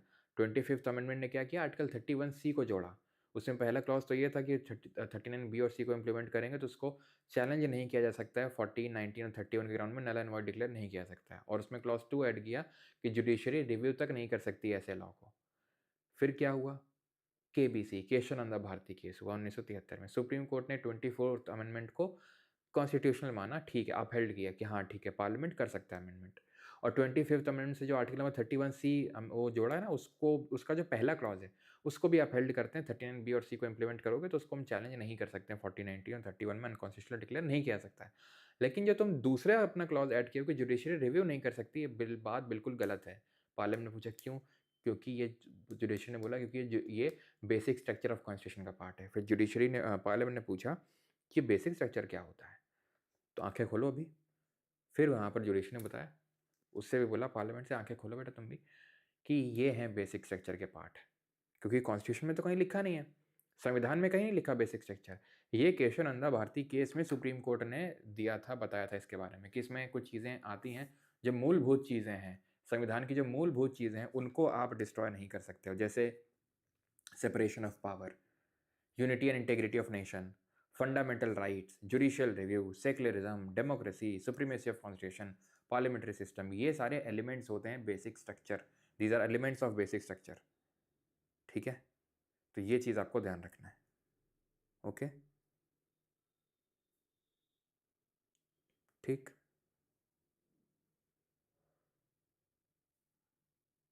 ओके। ऐसे मतलब इतना कभी कभी गुस्सा लगता है ना अंदर से, हैं? बस भी करो, अबे तो बस करो, जाओ जहाँ जाना है, कोई मना किए है तुमको, हैं? कोई मना किए है, कोई जबरदस्ती पढ़ा रहा है बैठा के तुमको यहाँ पे? मतलब आई नो कि जो सीरियस स्टूडेंट हैं 10,000 लोग हैं तो ऑब्वियस सी बात है, कुछ लोग तो होंगे थोड़े से इधर उधर वाले टाइप, और वही कमेंट करते हैं, शांति से पढ़ रहा होता है स्टूडेंट, और वो मतलब इसीलिए मैं कमेंट ज़्यादा देखता भी नहीं हूँ इसीलिए, क्योंकि मुझे पता है कि ये सब ना क्या अब उनको तो कुछ मतलब है नहीं। खैर मैं डिस्कस ही क्यों कर रहा हूँ। तो elements of the basic structure आपको समझ में है, separation of power, unity and integrity of, क्या सारे हमें रटने हैं सारे एलिमेंट्स को? बिल्कुल नहीं, रटना नहीं है, बिल्कुल रटना नहीं है, आपको बस एक बार देख लेना है बेसिक स्ट्रक्चर होता क्या है। तो जो संविधान की मूलभूत चीज़ें हैं उनको नहीं डिस्ट्रॉय कर सकता है हमारा पार्लियामेंट, भले वो फंडामेंटल राइट को तो अमेंड कर सकता है। और मिनर्वा मिले एक फाइनल केस था जिसमें कि सुप्रीम कोर्ट ने ये बोला कि हमारा संविधान दोनों के बैलेंस में चलता है, ना तो फंडामेंटल राइट ऊपर है और ना ही आपका ऊपर है क्या DPSP। अब 31A और B के बारे में थोड़ी सी चर्चा कर लेते हैं। तो हुआ क्या था, फर्स्ट कॉन्स्टिट्यूशनल अमेंडमेंट ने क्या किया था, 31A को जोड़ा था और 31B को ऐड किया था। 31A आर्टिकल 31 तो आपको पता है राइट टू प्रॉपर्टी था जो अब हट चुका है। 31A में इसने बोला क्या, ठीक है, 31A में बोला कौन, जो हमारी ये पार्लियामेंट है उसने, कि कोई भी लॉ, कोई भी कानून अगर बनाएगा कौन, पार्लियामेंट या फिर स्टेट लेजिस्लेचर लैंड रिफॉर्म को लेके, तो it is immune from legal challenge, उसको लीगली चैलेंज नहीं किया जा सकता है। ठीक है, it protects laws related to land reforms from legal challenges. ठीक है, फ्रॉम लीगल चैलेंज, यानी लीगली चैलेंज नहीं किया जा सकता जो भी लैंड रिफॉर्म एक्ट आएंगे इस तरीके से। ये 31A में बोला। और 31B में क्या बोला, दोनों को फर्स्ट अमेंडमेंट 1951 से जोड़ा गया कि जो भी लैंड रिफॉर्म को लेके लॉज बनेंगे, जो भी लॉज होंगे जिनको कि 9th शेड्यूल में डाल दिया जाएगा, ऐसे कोई भी लॉज जिनको 9th शेड्यूल 9वीं अनुसूची में डाल दिया जाएगा, they are immune from judicial review. Judiciary उस पर रिव्यू नहीं कर सकती है। याद करो 9वीं अनुसूची, tears of old PM, L से 9th schedule, land reform, L से लैंड रिफॉर्म था। तो लैंड रिफॉर्म को लेके कोई भी कानून बनाया जाएगा बाई दी पार्लियामेंट और स्टेट लेजिस्लेचर, किसी ने भी बनाया, उसको अगर 9th शेड्यूल में डाल दिया गया तो उस पर जुडिशरी रिव्यू नहीं कर पाएगी। ओके फिर एक केस होता है जिसको हम बोलते हैं IR. Coelho case. IR. Coelho case. इस केस में आई.आर. कोएलो केस, इसका पूरा नाम है IR. Coelho versus state of Tamil Nadu, 2007 में जो होता है, इसको हम फेमसली 9th शेड्यूल केस के नाम से भी जानते हैं, क्योंकि इसने ये बोला कि 24 अप्रैल, जिस दिन हम पंचायती राज दिवस मनाते हैं, 1973 से पहले जो आपने ऐड कर दिया 9th शेड्यूल में, उसको तो जुडिशरी रिव्यू नहीं कर पाएगी।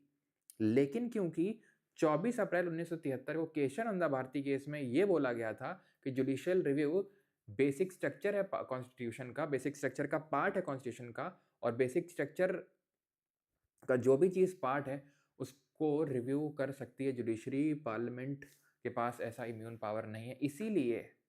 इसीलिए क्योंकि जुडिशियल रिव्यू एक पार्ट है बेसिक स्ट्रक्चर ऑफ कॉन्स्टिट्यूशन का, इसीलिए 24 अप्रैल 1973 से पहले जो तुमने कर लिया ठीक है, लेकिन इसके बाद से जो भी अगर ऐड किया है तुमने, उस पर जुडिशरी रिव्यू कर सकती है। तो इसीलिए आई.आर. कोएलो केस जो 9वीं अनुसूची के बारे में बता रहा था, इसीलिए इसको 9th शेड्यूल केस के नाम से भी जानते हैं। ठीक है, जगत साहू तो जितनी देर में स्पैम कर रहे उतनी देर में लिखा भी तो जा सकता है उसको, आर्टिकल 31 को, अगर नहीं है तो।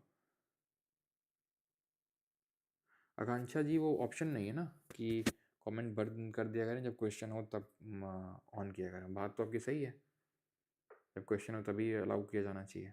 देख रहे हो जगत साहू लगा हुआ है स्पैम में, नहीं है नहीं है नहीं है, तो क्या करें अब हम? नहीं है, फूंक के मार दो, तुम्हारी किताब में आ जाएगा। नहीं है तो उसको अब नोट कर लो ना उस टाइम में।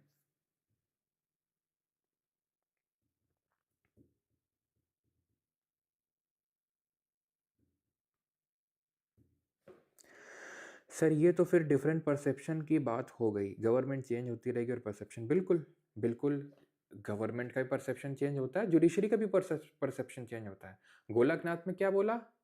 गोलकनाथ में क्या बोला जुडिशरी ने? फंडामेंटल राइट अमेंड नहीं हो सकते हैं। केशवानंदा में क्या बोला? हो सकते हैं। तो जुडिशरी अपनी भी चीज को रिव्यू कर सकती है। जुडिशरी अपने भी जो ऑर्डर पास किए हैं उनको रिव्यू कर सकती है।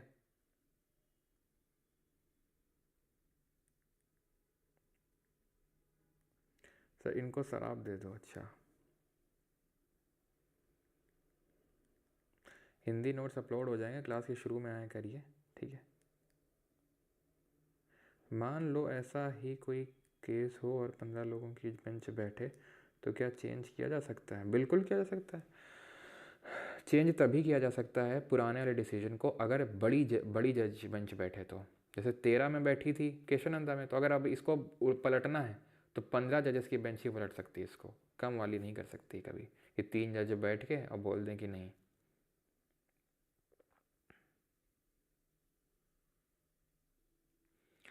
सुजीत जी, सेक्युलरिज्म हमारे प्रियम्बल पे लिखा हुआ है, एंड यू आर सेइंग कि it is not a part of our original constitution. मतलब अच्छा ओके ठीक है, मैं समझ गया कि how can be secularism is a part of basic structure when it is not a part of the original constitution.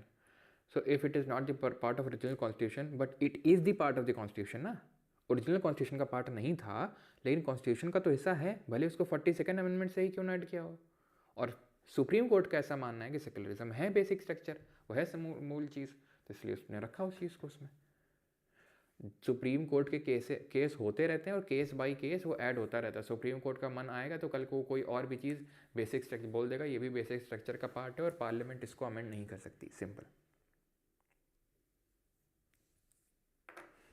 Judiciary का mood swing होता है लड़कियों की तरह। अच्छा चलो आगे बढ़े। अभी तो हमारा DPSP वाला टॉपिक यहाँ पे ख़त्म होता है। कॉटेज इंडस्ट्री 43 में ही है, ठीक है।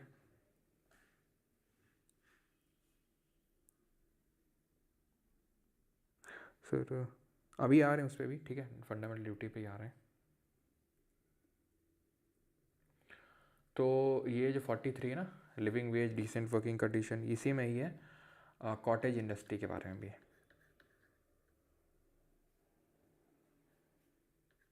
कॉटेज इंडस्ट्री क्या होती है? वो इंडस्ट्री जो लोगों के घरों में चलती है, जैसे पापड़ वापड़ बना रहे हैं, ठीक है, तो ये सब कॉटेज इंडस्ट्री कहलाती हैं। Okay, state shall endeavour to promote cottage industry, ये 43 में लिखा हुआ है, यानी 43 में लिविंग वेजेस भी लिखा हुआ है, डिसेंट वर्किंग कंडीशन और कॉटेज इंडस्ट्री के वो करना है, ठीक है। 43 में कॉटेज इंडस्ट्री मतलब जो घर में चलती हैं, ठीक है। चलो अब आते हैं फंडामेंटल ड्यूटीज़ पे, मूल कर्तव्यों पे। अब ये हैं कहाँ पे? पार्ट नंबर 4A में, अनुच्छेद नंबर 4 का में। अब साफ साफ हमें समझ में आ रहा है कि इनको अलग से ऐड किया गया है कॉन्स्टिट्यूशन में, ठीक है, क्योंकि 1 2 3 4 के बाद तो 5 में आनी चाहिए थी, तो 5 में क्यों नहीं है? क्योंकि 5 में कुछ और है, क्योंकि संविधान जब बना था तो ये थी नहीं। तो फंडामेंटल ड्यूटीज़ को अलग से बीच में यहाँ पर ऐड किया गया कि भाई आपको अधिकार दिए गए हैं, राज्य को कर्तव्य दिए गए हैं, स्टेट को, तो चलो लोगों के लिए भी कर्तव्य दे देते हैं।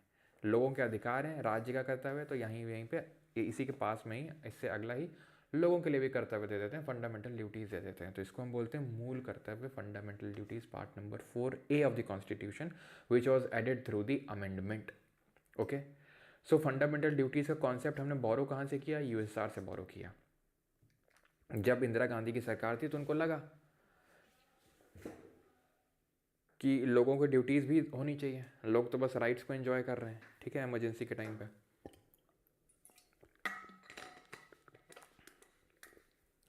तो उन्होंने क्या किया? उन्होंने एक कमेटी का गठन किया।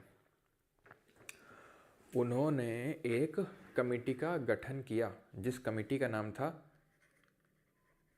सरदार स्वरण सिंह कमेटी, और इससे बोला कि तुम बताओ कि क्या लोगों को ड्यूटी देनी चाहिए, कितनी क्या देनी चाहिए। तो सरदार स्वरण सिंह कमेटी की जगह जो गठन हुआ, उसने बोला हाँ बिल्कुल ड्यूटीज़ देनी चाहिए, और इसने 8 ड्यूटीज़ रिकमेंड करी, 8 ड्यूटीज़ इसने रिकमेंड करी लोगों को देने के लिए, जिसमें कि सरकार ने क्या किया, इनकी 5 लेके, अपनी तरफ से 5 लेके और 10 ड्यूटीज़ को जोड़ दिया पार्ट नंबर 4A में, और एक आर्टिकल नंबर 51A में। 51 तक देख चुके थे DPSP में, तो उससे आगे बढ़ेंगे। 52 तो होगा नहीं, क्योंकि ओरिजिनली तो 52 था, लेकिन क्योंकि इसको बीच में जोड़े हैं, तो क्योंकि बीच में जोड़े हैं तो 51 या 52 होता, तो 51A कर दिया हमने इसको। ओके, ये स्टैट्यूटरी एंड नॉन इन्फोर्सिएबल है, नॉन जस्टिसिएबल है, यानी ये भी परिवर्तनीय नहीं है। यानी ऐसा नहीं कि किसी ने ड्यूटी फॉलो नहीं करी तो उसके खिलाफ कोई केस वगैरह हो जाएगा, ऐसा भी नहीं है, ठीक है। Not originally part of constitution, संविधान का ये मूलतः हिस्सा नहीं थी, बाद में इनको जोड़ा गया।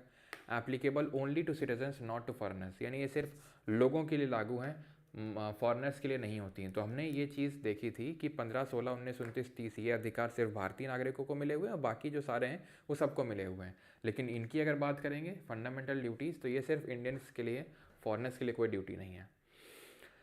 Introduce to the 42nd constitutional amendment act of 1976, तो सरदार स्वरण सिंह कमेटी बैठी, उसने ड्यूटीज़ रिकमेंड करी, और ड्यूटीज़ को ऐड करने के लिए अमेंडमेंट करना पड़ा। वो अमेंडमेंट था 42nd अमेंडमेंट, जिसे 10 ड्यूटी को जोड़ा गया, 10 ड्यूटी को जोड़ा गया। लेकिन अभी कितनी है? 11 है।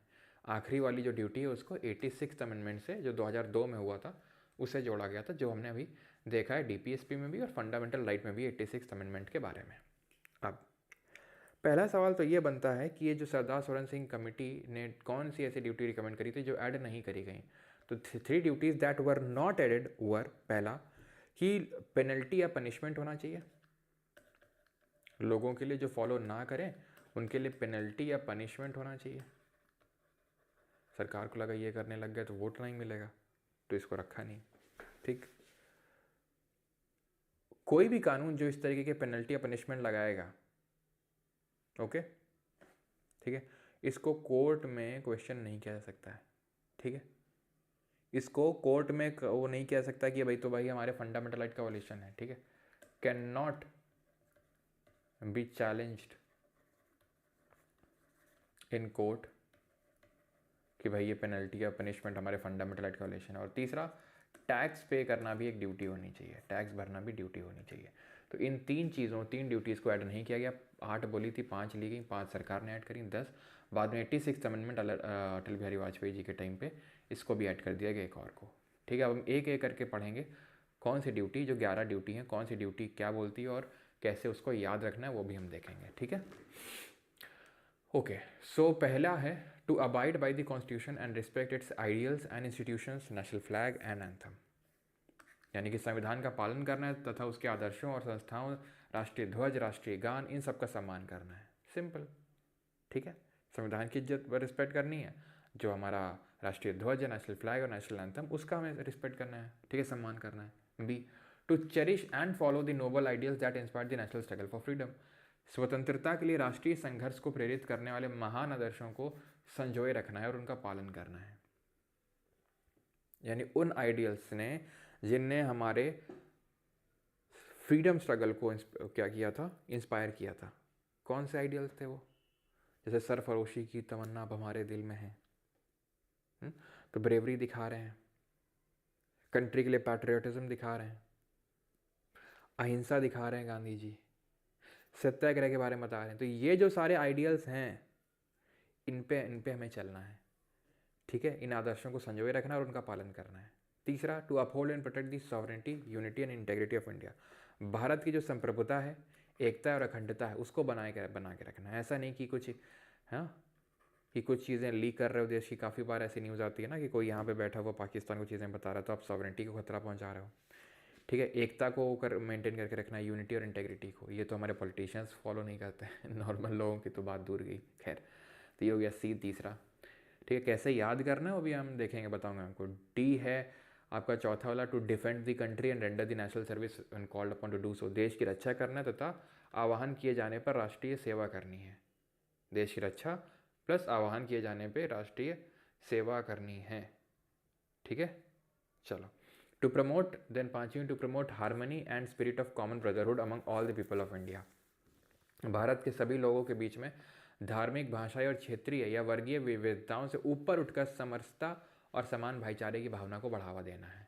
Transcending religious, linguistic and regional sectional diversity, कि भाई हम इस धर्म से हैं, वो उस धर्म से है। ठीक है, ये शब्द नहीं करना है, हार्मनी और ब्रदरहुड रखना है, भाईचारा रखना है। कि भाई ये वो भाषा बोलता है, चल मराठी बोल। अब सोचो, ये ड्यूटी सिंपली जो नहीं चल रहा आजकल, जो चलता है न्यूज़ में देखने को मिलता है कि मराठी ज़बरदस्ती बुलवाई जा रही, तो क्या है? यही तो है कि लोग इस ड्यूटी को फॉलो नहीं कर रहे हैं कि भाई कोई भाषा नहीं बोल पा रहा है तो भाईचारा दिखा के उसको मार रहे हैं, लड़ रहे हैं। तो वो सारी चीज़ें। रीजनल सेक्शनल डाइवर्सिटी होती है, जैसे हम लोग रिस्पेक्ट नहीं करते नॉर्थ इंडियंस, नॉर्थ ईस्ट से अगर कोई आ जाता है तो उसकी रिस्पेक्ट नहीं करते हैं। हाँ, चाइनीज़ बुलाना, ये सारी चीज़ें करते हैं। तो ये सारी चीज़ क्या है कि ये सारी चीज़ें छोड़ के, ट्रांसेंड करके, रिलीजियस, लिंग्विस्टिक, रीजनल या फिर सेक्शनल डाइवर्सिटी, हमें क्या करना है? हमें हार्मनी और कॉमन ब्रदरहुड प्रमोट करना है। फिर देखो इसके बाद यहाँ क्या लिखा हुआ है, to renounce practices derogatory to the dignity of women, यानी महिलाओं की गरिमा के विरुद्ध अपमानजनक प्रथाओं का त्याग करना है। ऐसी जो चीज़ें हैं, ऐसी जो प्रथाएं हैं जो महिलाओं के खिलाफ अपमानजनक है, महिलाओं के विरुद्ध अपमानजनक है, उनको छोड़ना है, उन हरकतों को छोड़ना है। ठीक है, जो डिग्निटी को उनको वो करती हैं। ठीक है, चलो एफ पे आते हैं। To value and preserve the rich heritage of her composite culture, हमारी मिश्रित संस्कृति की समृद्ध विरासत को महत्व देना और उसको संरक्षित करना है। जो भी हमारा हेरिटेज है, कंपोजिट कल्चर है, ठीक है, उसको हमें क्या करना है? वैल्यू करना है और प्रिजर्व करके रखना है, जो भी हमारा हेरिटेज है और जो कल्चर है। यही तो लद्दाख के लोग बोल रहे हैं कि भाई हमारे कल्चर को हमें प्रोटेक्ट करना है। अगर आप ऐसे ही सब किसी को भी राइट्स दे देंगे कि वो यहाँ आके कुछ भी कर सकता है, तो फिर कैसे ही हम अपने कल्चर को प्रोटेक्ट कर पाएंगे?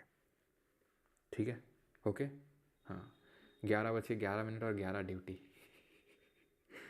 भाई साहब। To protect and improve the natural environment including forest, lakes, rivers and wildlife, ये बात करता है जी वाला। सब याद कराऊंगा अभी, टेंशन मत लो। ठीक है, तो ये किसकी बात करता है कि हमें, यानी कि सिटीजन्स को फॉरेस्ट को प्रोटेक्ट करना है, लेक्स को, रिवर्स को, वाइल्ड लाइफ को, और कंपैशन रखना है लिविंग क्रीचर्स की तरफ। ऐसा नहीं कि कुत्ता देखते ही सीधे ईंटा उठा लिया है। कुछ लोग क्या होती ना, तो बचपन में किए तो हो गए, कुत्ता देखते ही सीधे उठा के मार दिया, तो वो सब नहीं करना है। कंपैशन रखना है लिविंग क्रीचर्स के प्रति। ठीक है, ऐसा नहीं किसी को मार के खा गए, मछली खाने का नहीं, चलो भैया तालाब से निकाल लेते हैं आज, थोड़ा दया रखो, लिविंग क्रीचर्स कहती है। ऐसे नहीं जिसको मन आ रहा है मार काट के खा जा रहे हैं, क्यों खा रहे हैं, बस मज़ा आ रहा है, मज़ा आता है, जीभ का स्वाद है, अपने जीभ के स्वाद के लिए किसी की हत्या कर रहे हो, मतलब शर्म आनी चाहिए यार, शर्म आनी चाहिए, ठीक है, शर्म आनी चाहिए। ऐसा नहीं कि मैंने खाया नहीं है, लेकिन जब व्हेन आई सॉ दिस तो भाई मैंने पूरी तरीके से मतलब जो नॉन वेज है ये सब मीट वगैरह ये सब छोड़ दिया है, ठीक है। तो एडवाइस तो मैं भी आपको यही करूँगा कि आप छोड़ दें या फिर कम कर दें, पूरी तरीके से नहीं छोड़ पाते हैं तो कम कर दें, ज़्यादा सही रहेगा, ठीक है, आपके लिए भी, इस नेचर के लिए भी और जीव के लिए भी। To develop the scientific temper, humanism and the spirit of inquiry and reform, वैज्ञानिक दृष्टिकोण, मानवतावाद तथा अन्वेषण एवं सुधार की भावना का विकास करना है। देन आई वाला है जो बात करता है टू सेफगार्ड पब्लिक प्रॉपर्टी, यानी सार्वजनिक संपत्ति की सुरक्षा करना है, और हिंसा को परित्याग करना है, यानी एब्जॉयर करना है वायलेंस को, यानी कि हिंसा नहीं करनी है पब्लिक प्रॉपर्टी में। ऐसा नहीं कि देखा सीधे पब्लिक प्रॉपर्टी है क्या ही लेने देना है, कोने में जाके हैं मूत्र विसर्जन कर देना, काफ़ी लोग करते हैं पब्लिक प्रॉपर्टी में। पब्लिक प्रॉपर्टी में कुछ लोग ये हरकत करते हैं, ये हैं करते कि नहीं, देखा होगा तुमने भी, तो ये सब क्या पब्लिक प्रॉपर्टी है। तो मुफ्त का चंदन घिस मेरे नंदन क्या ही हमारा जाता है, तो मुफ्त की प्रॉपर्टी में भी एक बेंगलोर एयरपोर्ट का वीडियो आ रहा था जहाँ पर एक महिला अपने बच्चे को वहीं पे पेशाब करवा रही थी, जबकि बच्चा रेजिस्ट कर रहा था कि नहीं नहीं यहाँ नहीं, यहाँ नहीं, कर लगा कहीं नहीं, ठीक है। तो भैया जैसे कि आप भी अपने घर में, जैसे मान लो कि आपको टॉयलेट लगी है बहुत ज़्यादा, आपको पता है कि टॉयलेट अभी ऑक्यूपाइड है, घर का कोई और मेंबर दिया, तो ऐसा करते हो क्या कि चलो भैया उसमें टॉयलेट तो कहीं कोना देख के घर ही में, ऐसा तो नहीं करते होगे ना। तो भैया अगर घर में होल्ड कर लेते थोड़ा, तो वहाँ पे भी होल्ड कर लेना चाहिए थोड़ा। खैर, प्रोटीन इंटेक कहाँ से, अरे बड़े आए प्रोटीन इंटेक, प्रोटीन इंटेक पूरा करना है, क्यों, दालें हो गई प्रोटीन इंटेक के लिए हैं, ग्राउंड नट्स हो गया, मूंगफली हो गए प्रोटीन इंटेक के लिए, सोयाबीन हो गया प्रोटीन इंटेक के लिए हैं, वे पाउडर्स भी आते हैं प्रोटीन इंटेक के लिए, चलो एग भी ले लो तुम प्रोटीन इंटेक के लिए हैं, बड़े आए प्रोटीन इंटेक। वो है ना, वो चलते हैं वीडियोस कि मैंने खाया आज वो चिकन ब्रेस्ट, मैंने खाया ये, मैंने खाया वो, बस उसी में चलते हैं।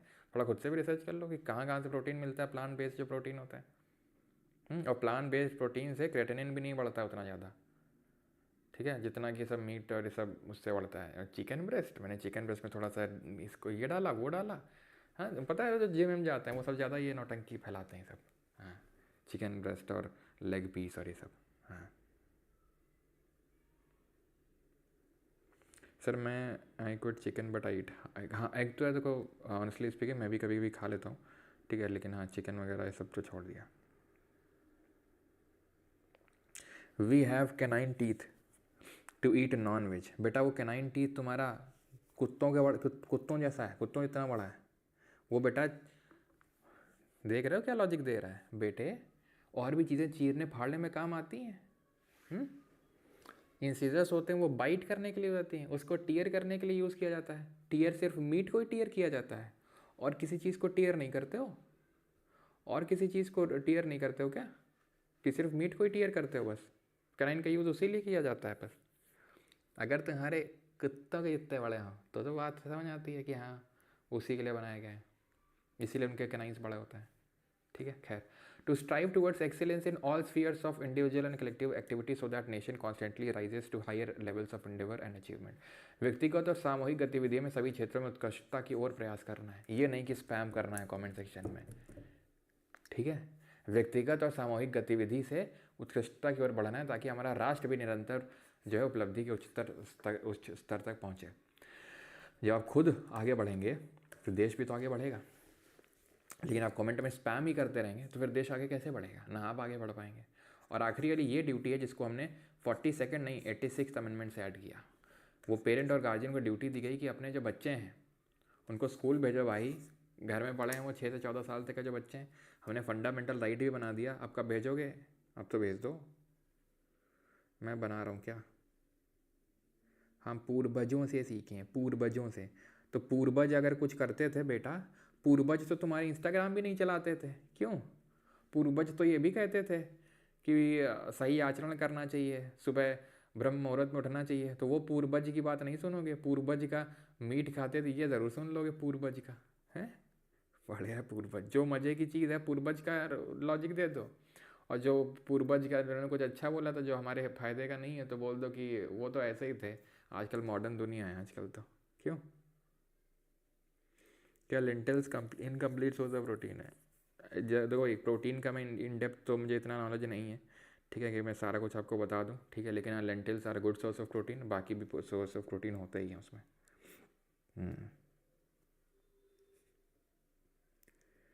लेकिन डॉक्टर ने तो चिकन खाने को बोला, तो भाई तुम खाओ, दबा के खाओ, ठीक है, दिमाग मत खराब करो यहाँ पर। डॉक्टर सारे लॉजिक आ जाएंगे, डॉक्टर ने बोला है तो डॉक्टर कोई वो है क्या, है? डॉक्टर को भी बोल दो सर मीट मिल नहीं रहा, आपको थोड़ा काट के खा लें, फिर पूछना डॉक्टर से मीट अच्छा होता है कि बेकार होता है। डॉक्टर से बोलना अगली बार कि मालिक मीट तो मिल ना रहा है, थोड़ा तुम्हारा मीट खा लें क्या, इंसानी गोश्त। जस्टिस वर्मा कमेटी बनी, ठीक है। It identified the existence of legal provision for implementation of fundamental duties and teaching school kids. पहले तो हम ये देख लेते हैं कि ड्यूटीज़ को याद कैसे रखना है, ठीक है, trick to learn the duties. तो पहली वाली ये एकदम आपको याद होना चाहिए, आर्टिकल 51A में सारी ड्यूटीज़ हैं। 51A का सब क्लॉज ए है ये, sub clause B, sub clause C, D, E, F. तो किस सब क्लॉज में कौन सी ड्यूटी है वो हम देखते हैं। तो ए में है एंथम एंड फ्लैग के रिस्पेक्ट करना है, ठीक है, ए से एंथम हो जाएगा। बी से बापू और भगत सिंह हो जाएंगे, बापू है ना बोल रहे थे कि नॉन वायलेंस मतलब वायलेंस मत करो एंड सत्याग्रह, तो मतलब जो उनके आइडियल्स हैं उनको फॉलो करना है। सी का मतलब क्या होता है, 3 होता है, सी अल्फ़ाबेटिकली ऑर्डर 3rd नंबर पे आता है ना, तो 3 चीज़ें दी हुई हैं, सॉवरेनिटी, यूनिटी और इंटेग्रिटी, इसको प्रोटेक्ट करना है। डी से डिफेंड करना है कंट्री को, और रेंडर करना है national service when called upon to do so. E का मतलब होता है 5, 5 का मतलब 5 उंगलियां साथ रहेंगी तो हमें ब्रदरहुड और हारमोनी रखनी है अपने आप अपने सबके बीच में। और ई से इक्वालिटी की जब बात करते हैं तो विमेन का नाम आता है, तो हमें वो प्रैक्टिसेस छोड़ देनी है जो derogatory and dignity of women के लिए, जो वेमेन की प्रैक्टिस जो वेमेन के लिए डेरोगेटरी उनकी डिग्निटी के लिए, ठीक है।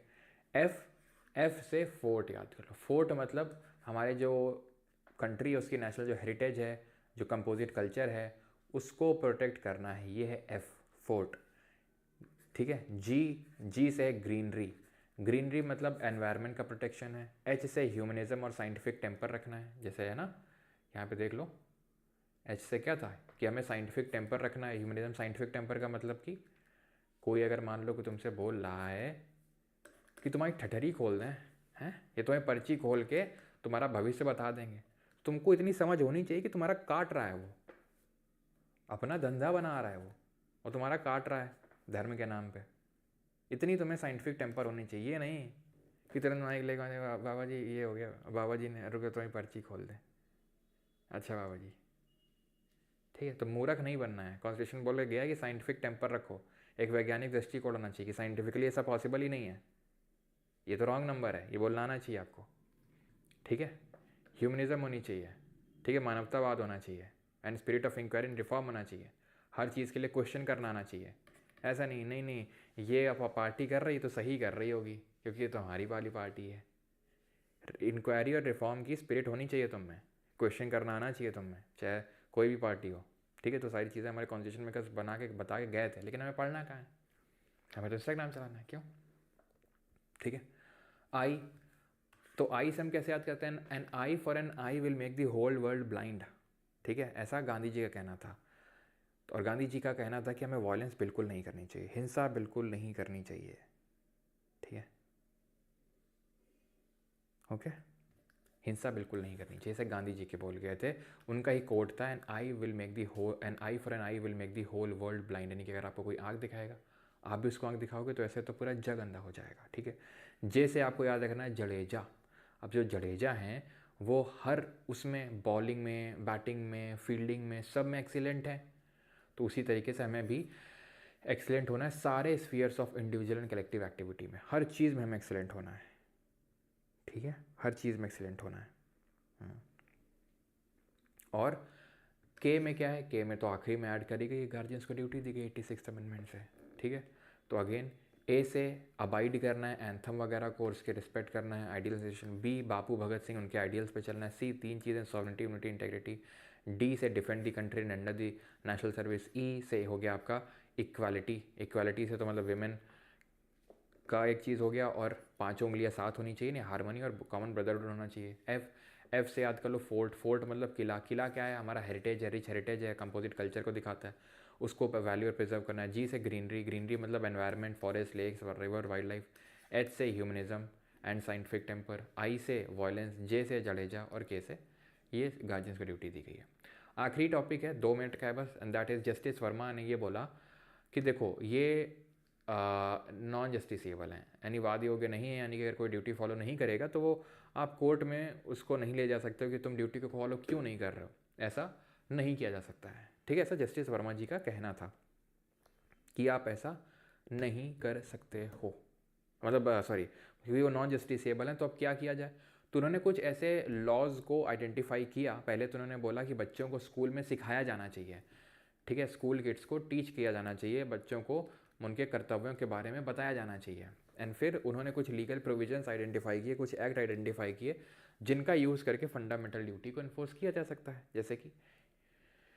जैसे कि prevention of insults to national honours act 1971। इसमें ये लिखा हुआ है इस एक्ट में कि अगर कोई नेशनल फ्लैग वगैरह की डिसरिस्पेक्ट करेगा तो उसके लिए सज़ा का प्रावधान है।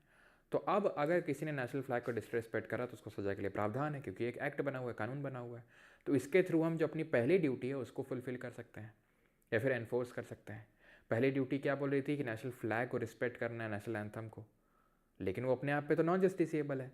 लेकिन क्योंकि अब एक रेलेवेंट एक्ट एग्जिस्ट करता है उसको लेके, तो अब आपको फ्लैग या फिर कॉन्स्टिट्यूशन की डिसरेस्पेक्ट करने में सज़ा हो सकती है, बिकॉज इसको लीगली अब एनफोर्स कर दिया गया है बाय द पार्लियामेंट। ठीक है, इसी तरह यूएपीए है, अनलॉफुल एक्टिविटीज़ प्रिवेंशन एक्ट 1967 का। तो इसी के तहत आपको पता है यूएपीए के तहत ही, ठीक है, अनलॉफुल जो एक्टिविटीज़ प्रिवेंशन एक्ट है इसी के तहत ही जो वो कौन है वो जेएनयू वाला जिसको डरा गया है, उमर खालिद, ठीक है, डरा गया, इसी के तहत ही।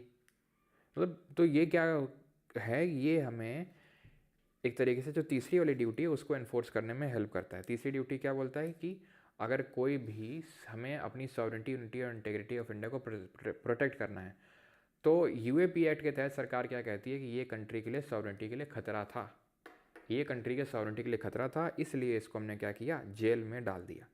तो यूएपीए एक्ट उन्होंने एक आइडेंटिफाई किया। ठीक है, ओके। जो सोनम वांगचुक का हुआ वो एनएसए के तहत हुआ है, ठीक है, एनएसए के तहत। चलो, then wildlife protection act है 1972 का। जो ड्यूटी नंबर जी है, जो ग्रीनरी हमने याद किया था, एनवायरनमेंट वाइल्ड लाइफ प्रोटेक्ट करना है उनको, उसको हमें इन्फोर्स करने में हेल्प करता है ये। ठीक है, जी के बाद, ठीक है, फॉरेस्ट कंजर्वेशन एक्ट, ये भी जी को करता है 1980 का। Representation of people act RP 1951 ए वाले को करता है, इट रेगुलेट इलेक्शन और डेमोक्रेटिक प्रोसेस को अपहोल्ड करता है। ठीक है, जो इंडियन पीनल कोड है आईपीसी, ये हमारा ड्यूटी आई कि हमें वायलेंस नहीं करना है, और ई इक्वालिटी और कॉमन ब्रदरहुड रखना है, इंडियन पीनल कोड वो उसको करता है। ठीक है, and protection of civil rights act 1955, ये 5वें नंबर की duty again, eliminates untouchability and promotes equality and common brotherhood. Okay, और ये तो हम देख चुके हैं कि सिर्फ इंडियन सिटीजन्स को है, फॉरेनर्स को नहीं है।